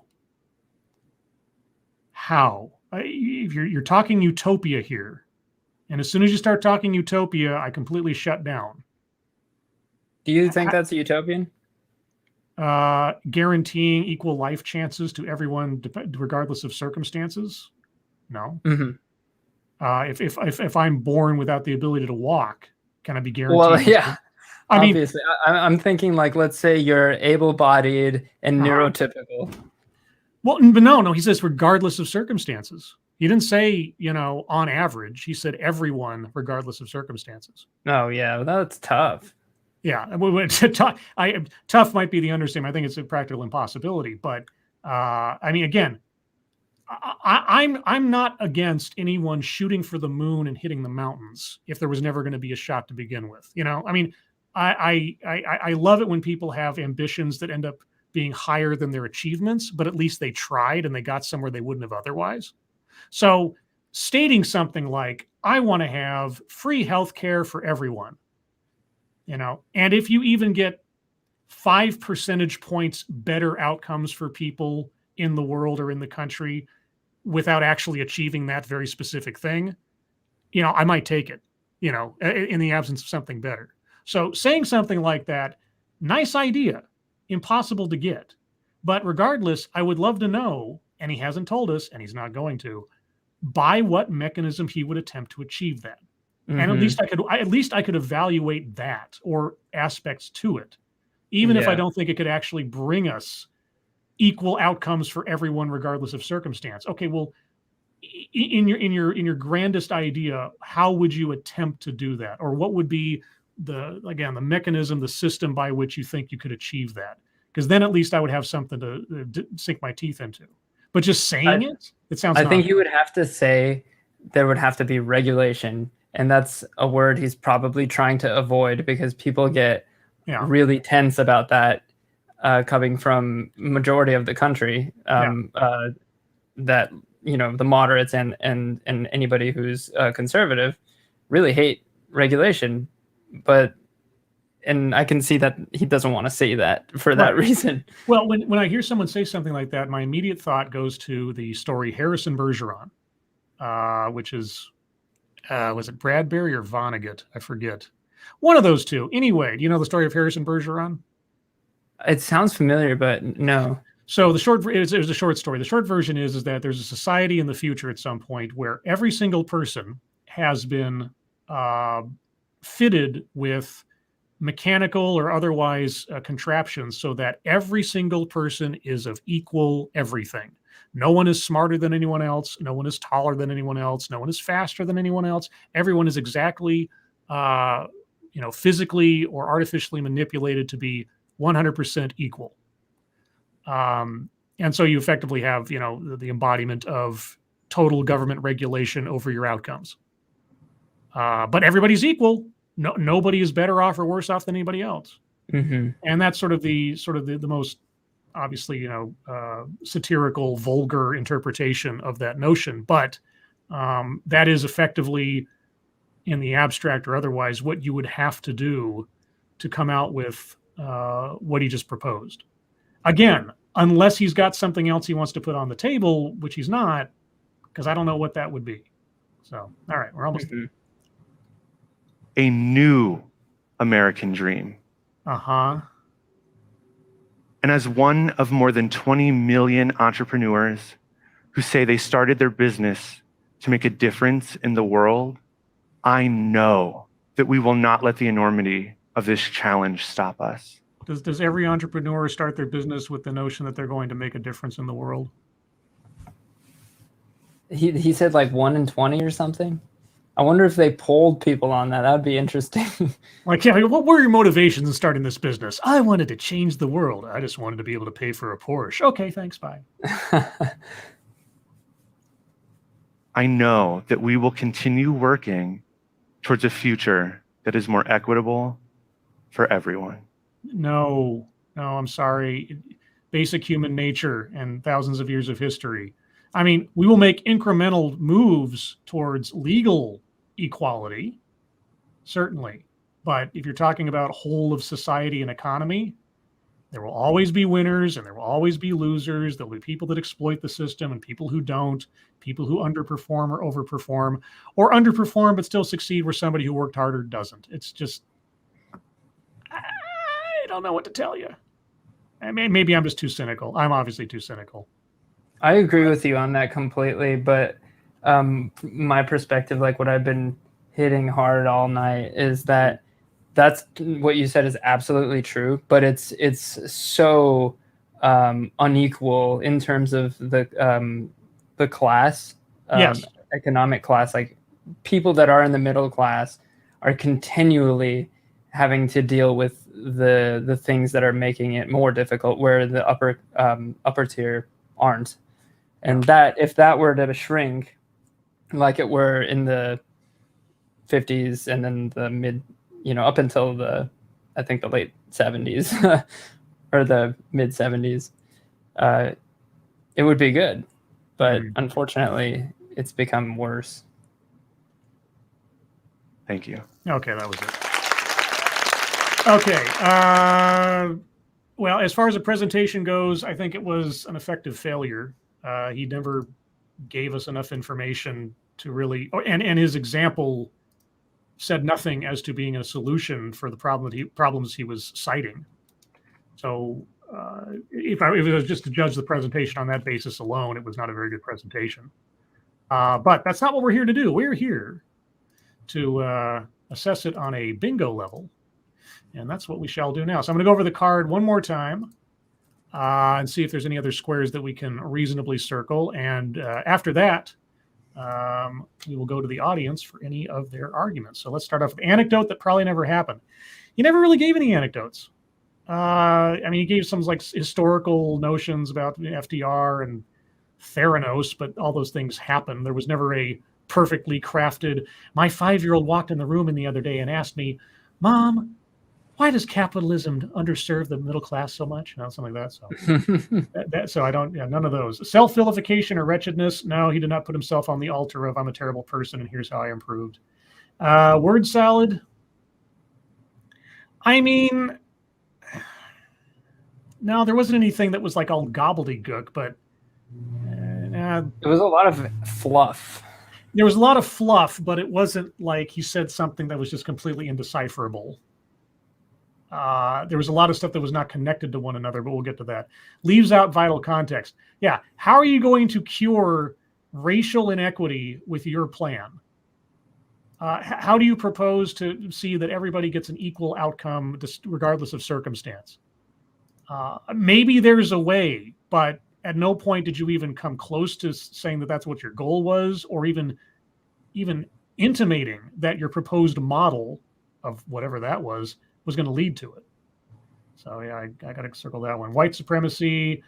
I mean, you could make the argument that talking about racial inequity just by itself implies white supremacy.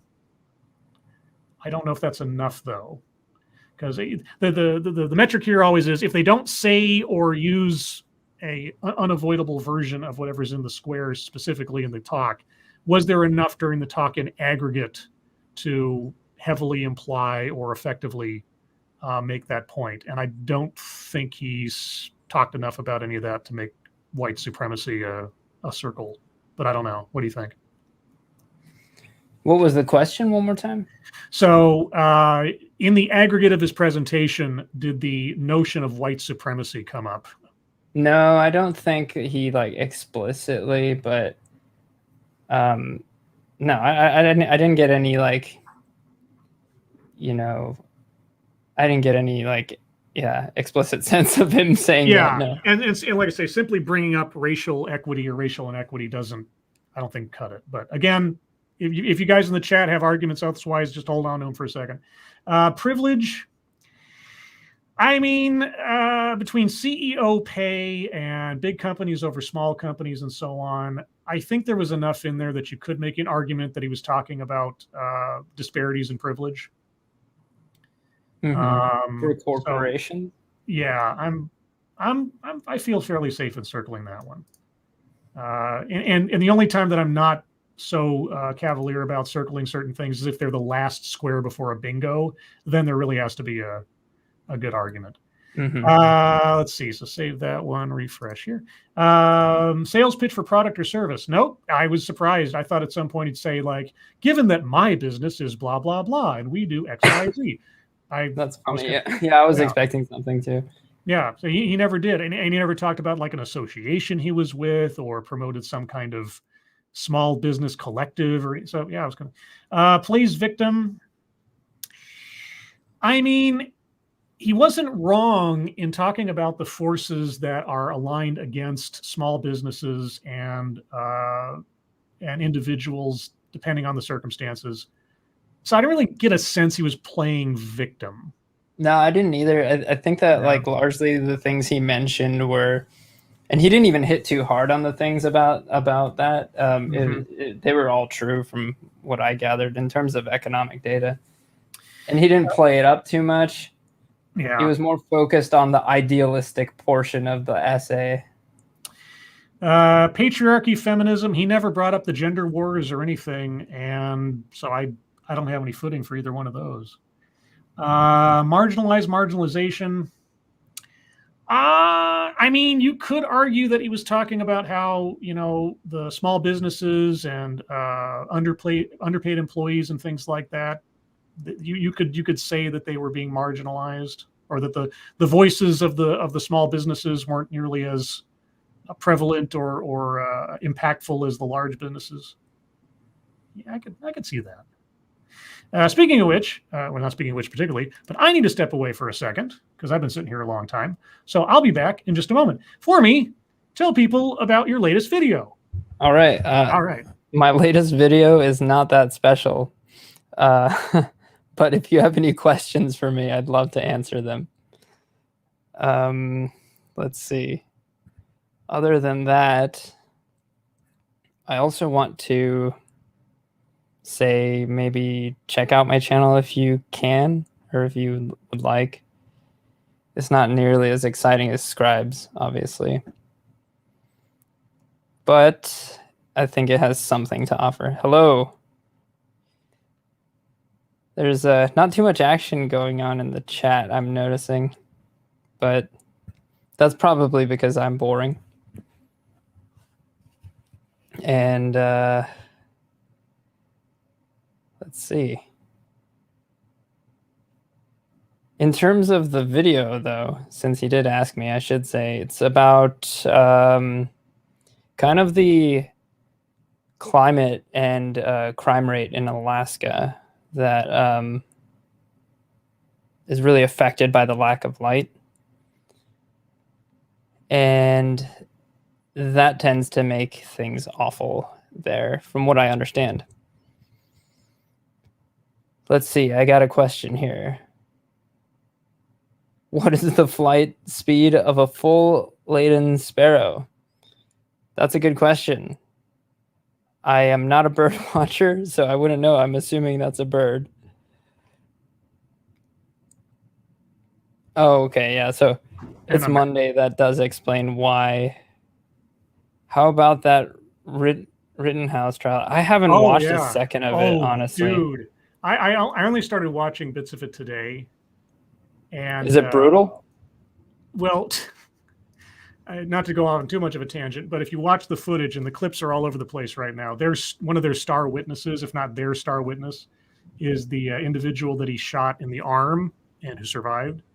Mm-hmm. And the prosecution puts this guy up on as, he's the victim of a brutal assault. And then over the course of the testimony, the guy admits that he broke the law, that he committed perjury, that he withheld information from authorities. He confirms that he pointed a gun at the guy's head before he shot him. Like, everything about this guy's testimony went towards the defense, even while he was on the stand for the prosecution. It was, I mean, again, that's just my snapshot of that one bit of the trial that I've watched so far. Mm-hmm. But just by itself, I was thinking, if I'm watching an episode of Law and Order, I'm like, I think, as far as this individual's situation is concerned, if there was a case for saying that this guy was shot not in self-defense, the guy who got shot himself just shot that down, no pun intended. But so it was pretty bad. And at least for the, what are they trying to charge him with? So they're trying to charge him with, I believe it's 3 counts of murder, or it's 2 counts of murder and 1 count of aggravated assault or something. Somebody in the chat's going to know the actual charges better than I, because he ended up he killed a couple of guys and he shot this one guy in the arm that basically blew off his bicep. Brutal. And the defense is that it was all in self-defense. And fortunately for everybody, just about every event that occurred that night was filmed by somebody. There was video footage of just about every single interaction leading up to and afterwards of everything that happened. And every credible assessment that I've seen so far, based on the video evidence and the police reports, what they say themselves in there, is that every time he fired his gun, somebody was trying to hurt him or chasing him with a gun or swinging a skateboard at him or something. So, the guy that swung the skateboard at him was the one that was killed, right? I believe so. Yes. That seems like they could have an argument for excessive force or something like that in that sense. He was on the ground. The Rittenhouse was on the ground at the time, and the guy was swinging a skateboard at his head. So, maybe I'm not a lawyer. I haven't watched the whole trial. I don't know all the facts verbatim, so I'll just leave it there. But that's so far the little bit that I've seen, both directly and indirectly. It looks pretty good for the defense right now, I'll just say. I don't know what the totality of it'll be, but we'll find out, I'm sure, in the next several days. Anyway, back to the bingo card. So marginalization. Do you think there's enough there in regards to talking about disparities between the haves and have-nots that you could say that they're marginalized? I don't think so. No? Okay. Is that what didn't we answer that one? Well, I can't remember if I left off on that before I took a break. I don't think so. Okay, I'll leave it there then. Make something about race, sex, etc. for no reason. Okay, he brought up racial equity without having mentioned it before, didn't mention it afterwards, and didn't tie it to anything. So I'm inclined, even if you say that equity and it's tied to economics and everything, but he didn't really give any. He didn't really bring that in initially. Yeah, that specific topic he just kind of brought in and left it and didn't do anything with it. So I'm going to circle that one.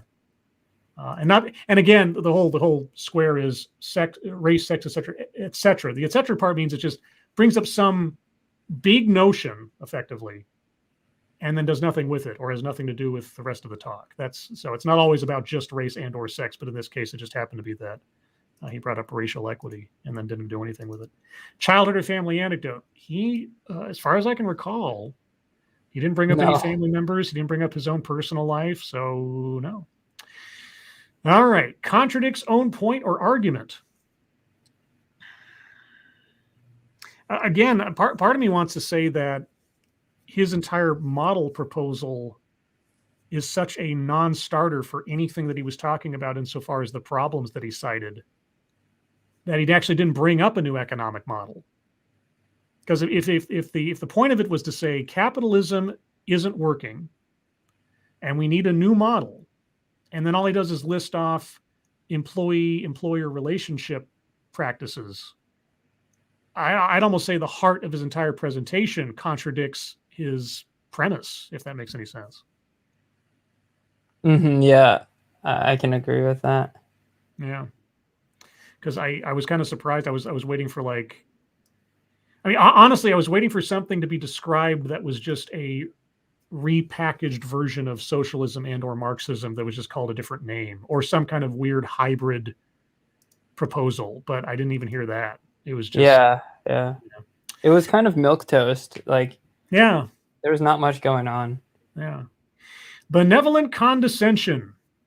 To me, there's the last couple of minutes there where he's like, we're going to solve all the problems in people's lives and everything else. And then just, that's it. Like, how? What? Why? What? Huh?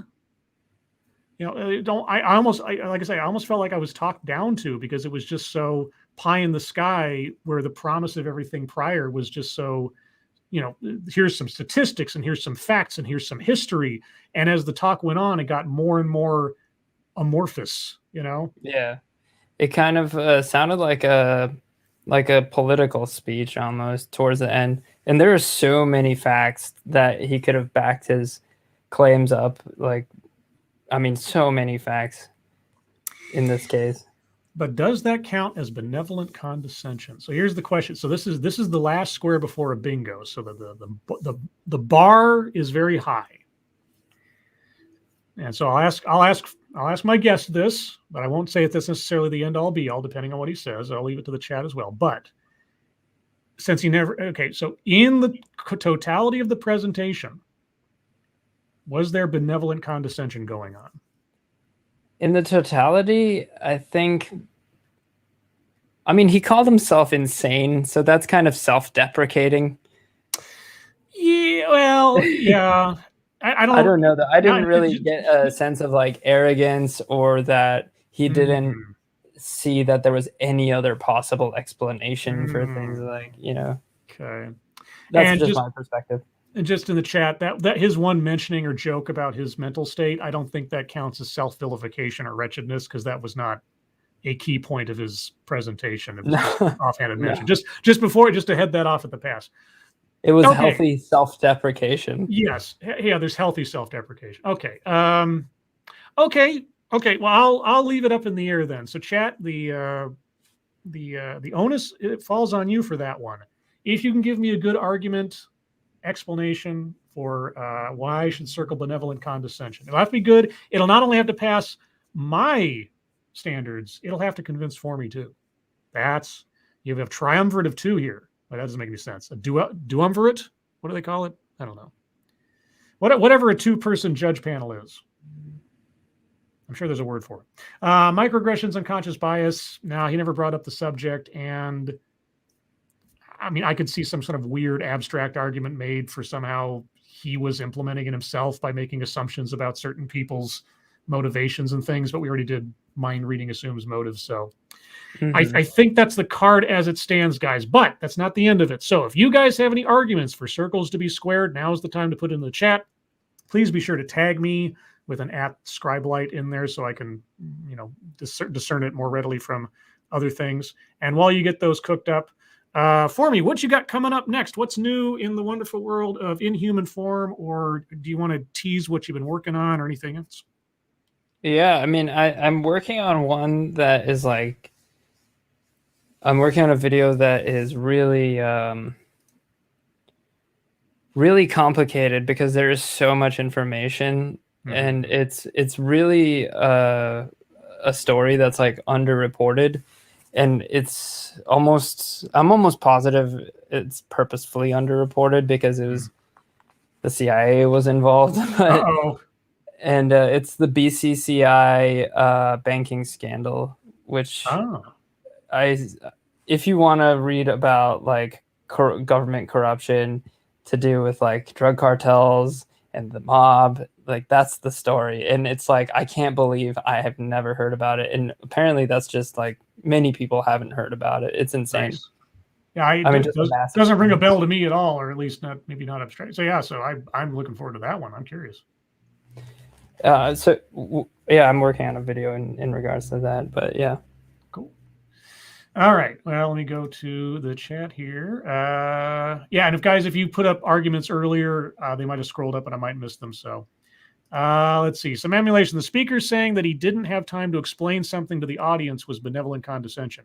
Oh, where he's like, I'm too knowledgeable or whatever. Oh, I remember that part? Yeah. I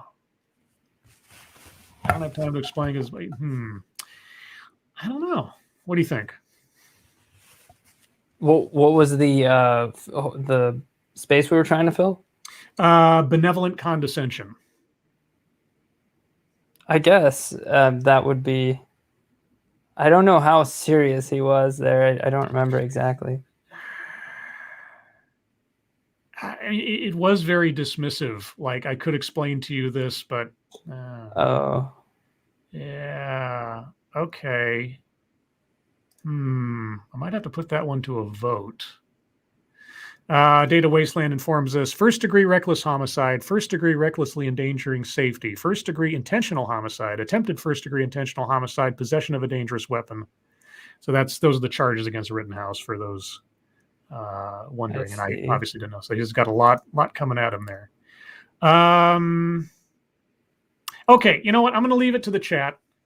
I'm on the fence a little bit, just a little bit. But okay, so chat, if you think that him sort of saying I could explain that, but it would require a lot of knowledge that you don't have, or whatever it was he said like that. I'm remembering it abstractly, but I remember it.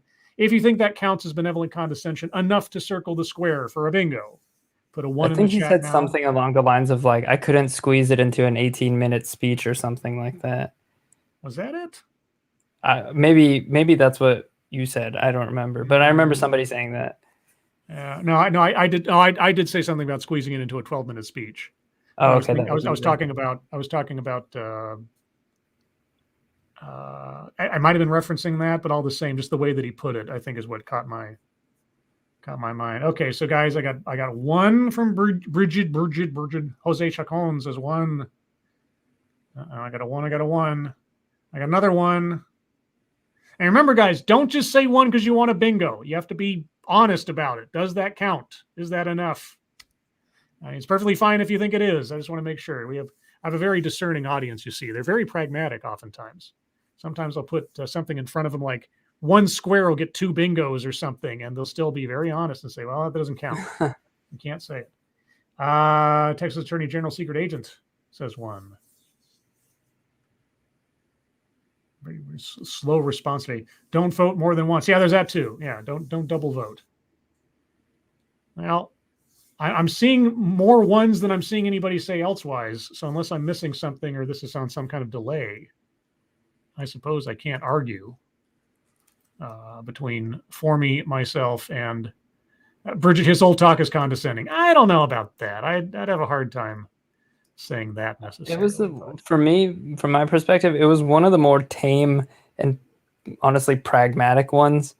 It didn't seem too patronizing because it's, I don't know. It was about as productive as your usual TEDx because it didn't really go anywhere or solve anything. But elsewise, no, it was one of the more less contentious ones I've watched recently. I'll give you that. But either way, guys, with benevolent condescension, we have bingo. What? Of course! Our first and possibly only bingo. So there we go. Bingo number 1. If there are any other arguments for squares to be circled, please put them in the chat now. I'll give another couple of minutes here, and then we will wrap up. Let's see. Texas Attorney General Secret. Can I vote for my dead pets? No. That's weird, dude. No. No. Kieverdam says, chat has been slow as a whole. Well, chat's not a whole. It's a group of people. It's a bringing together of various minds and things, right? It's a whole. Some Emily says, I just found 1,200 ballots that say 1. Yeah, okay. I'm sure you did. In a box, in a truck in the alley, right? Yeah. All right. Well, I don't see any other arguments for any squares, and I think we covered everything fairly frequently here. So I guess I will just about call that there. Well, Kyle, I'm trying to think if there's anything I want to mention ahead of time. Well, first and foremost, thank you, Inhuman Form, for joining me for this. Thanks for having me. You definitely brought more insight and knowledge about the subject matter to it than I possibly ever could have. So I appreciate that. And just nice hanging out with you and talking to you for a bit too. Of course. Likewise. And if you guys haven't checked out his latest video on one of the various Alaska serial killers, but this one in particular, his name is James Dale Ritchie. James Dale Ritchie. He was like the Midnight Sun Killer or whatever. Yeah. I mean, sometimes if I could just go out with a cool nickname like that, it might just be worth it. But yeah, so go check out his channel, guys. He's got more there than just true crime. It's true, and some of it is well, not some of it, most of it is better than his true crime stuff. Do you feel bad that I said that? Some people would argue against that. Yeah, well, some people don't know what they're talking about. As for myself, I've teased it and I keep teasing it, and I'll continue to tease it until I actually have it published. I am still working on my next true crime video. It's as I've researched it, it's become a much more complicated story and series of events than I initially thought, and so well, that's just the way it works. So I'm working on that. I've got an intro test done amongst some other things and a big long script going. So As things proceed, I'll let you know. Elsewise, you can find me again Thursday night at the regular time for a TED Excellence, where, currently scheduled, I have another guest joining me. We will take a look at a TEDx where the speaker purports to say, or doesn't purport to say, it's the title of their presentation, that their blindness is their superpower. And joining me for that will be Blind Press, who herself is blind because she has no eyeballs, as she'll readily tell you herself. But so join me and Blind Press for that Thursday at 6 p.m. Pacific, 9 p.m. Eastern for the next installment of TED Excellence. Hopefully we'll learn something or at least have some fun along the way. Again, guys, all of Inhuman Form stuff is in the description there. You can find a link to his YouTube channel, Twitter, and his Patreon, I think. I think I got that in there too. And go check that out if you haven't already. But elsewise, again, for me, thank you so much for joining me. I really do appreciate you taking the time. Thanks for having me, as always. Everyone, thank you so much for joining us for this little sojourn into quasi-economic theory. I hope you all enjoyed it and learned something along the way. Or if not, at least had fun.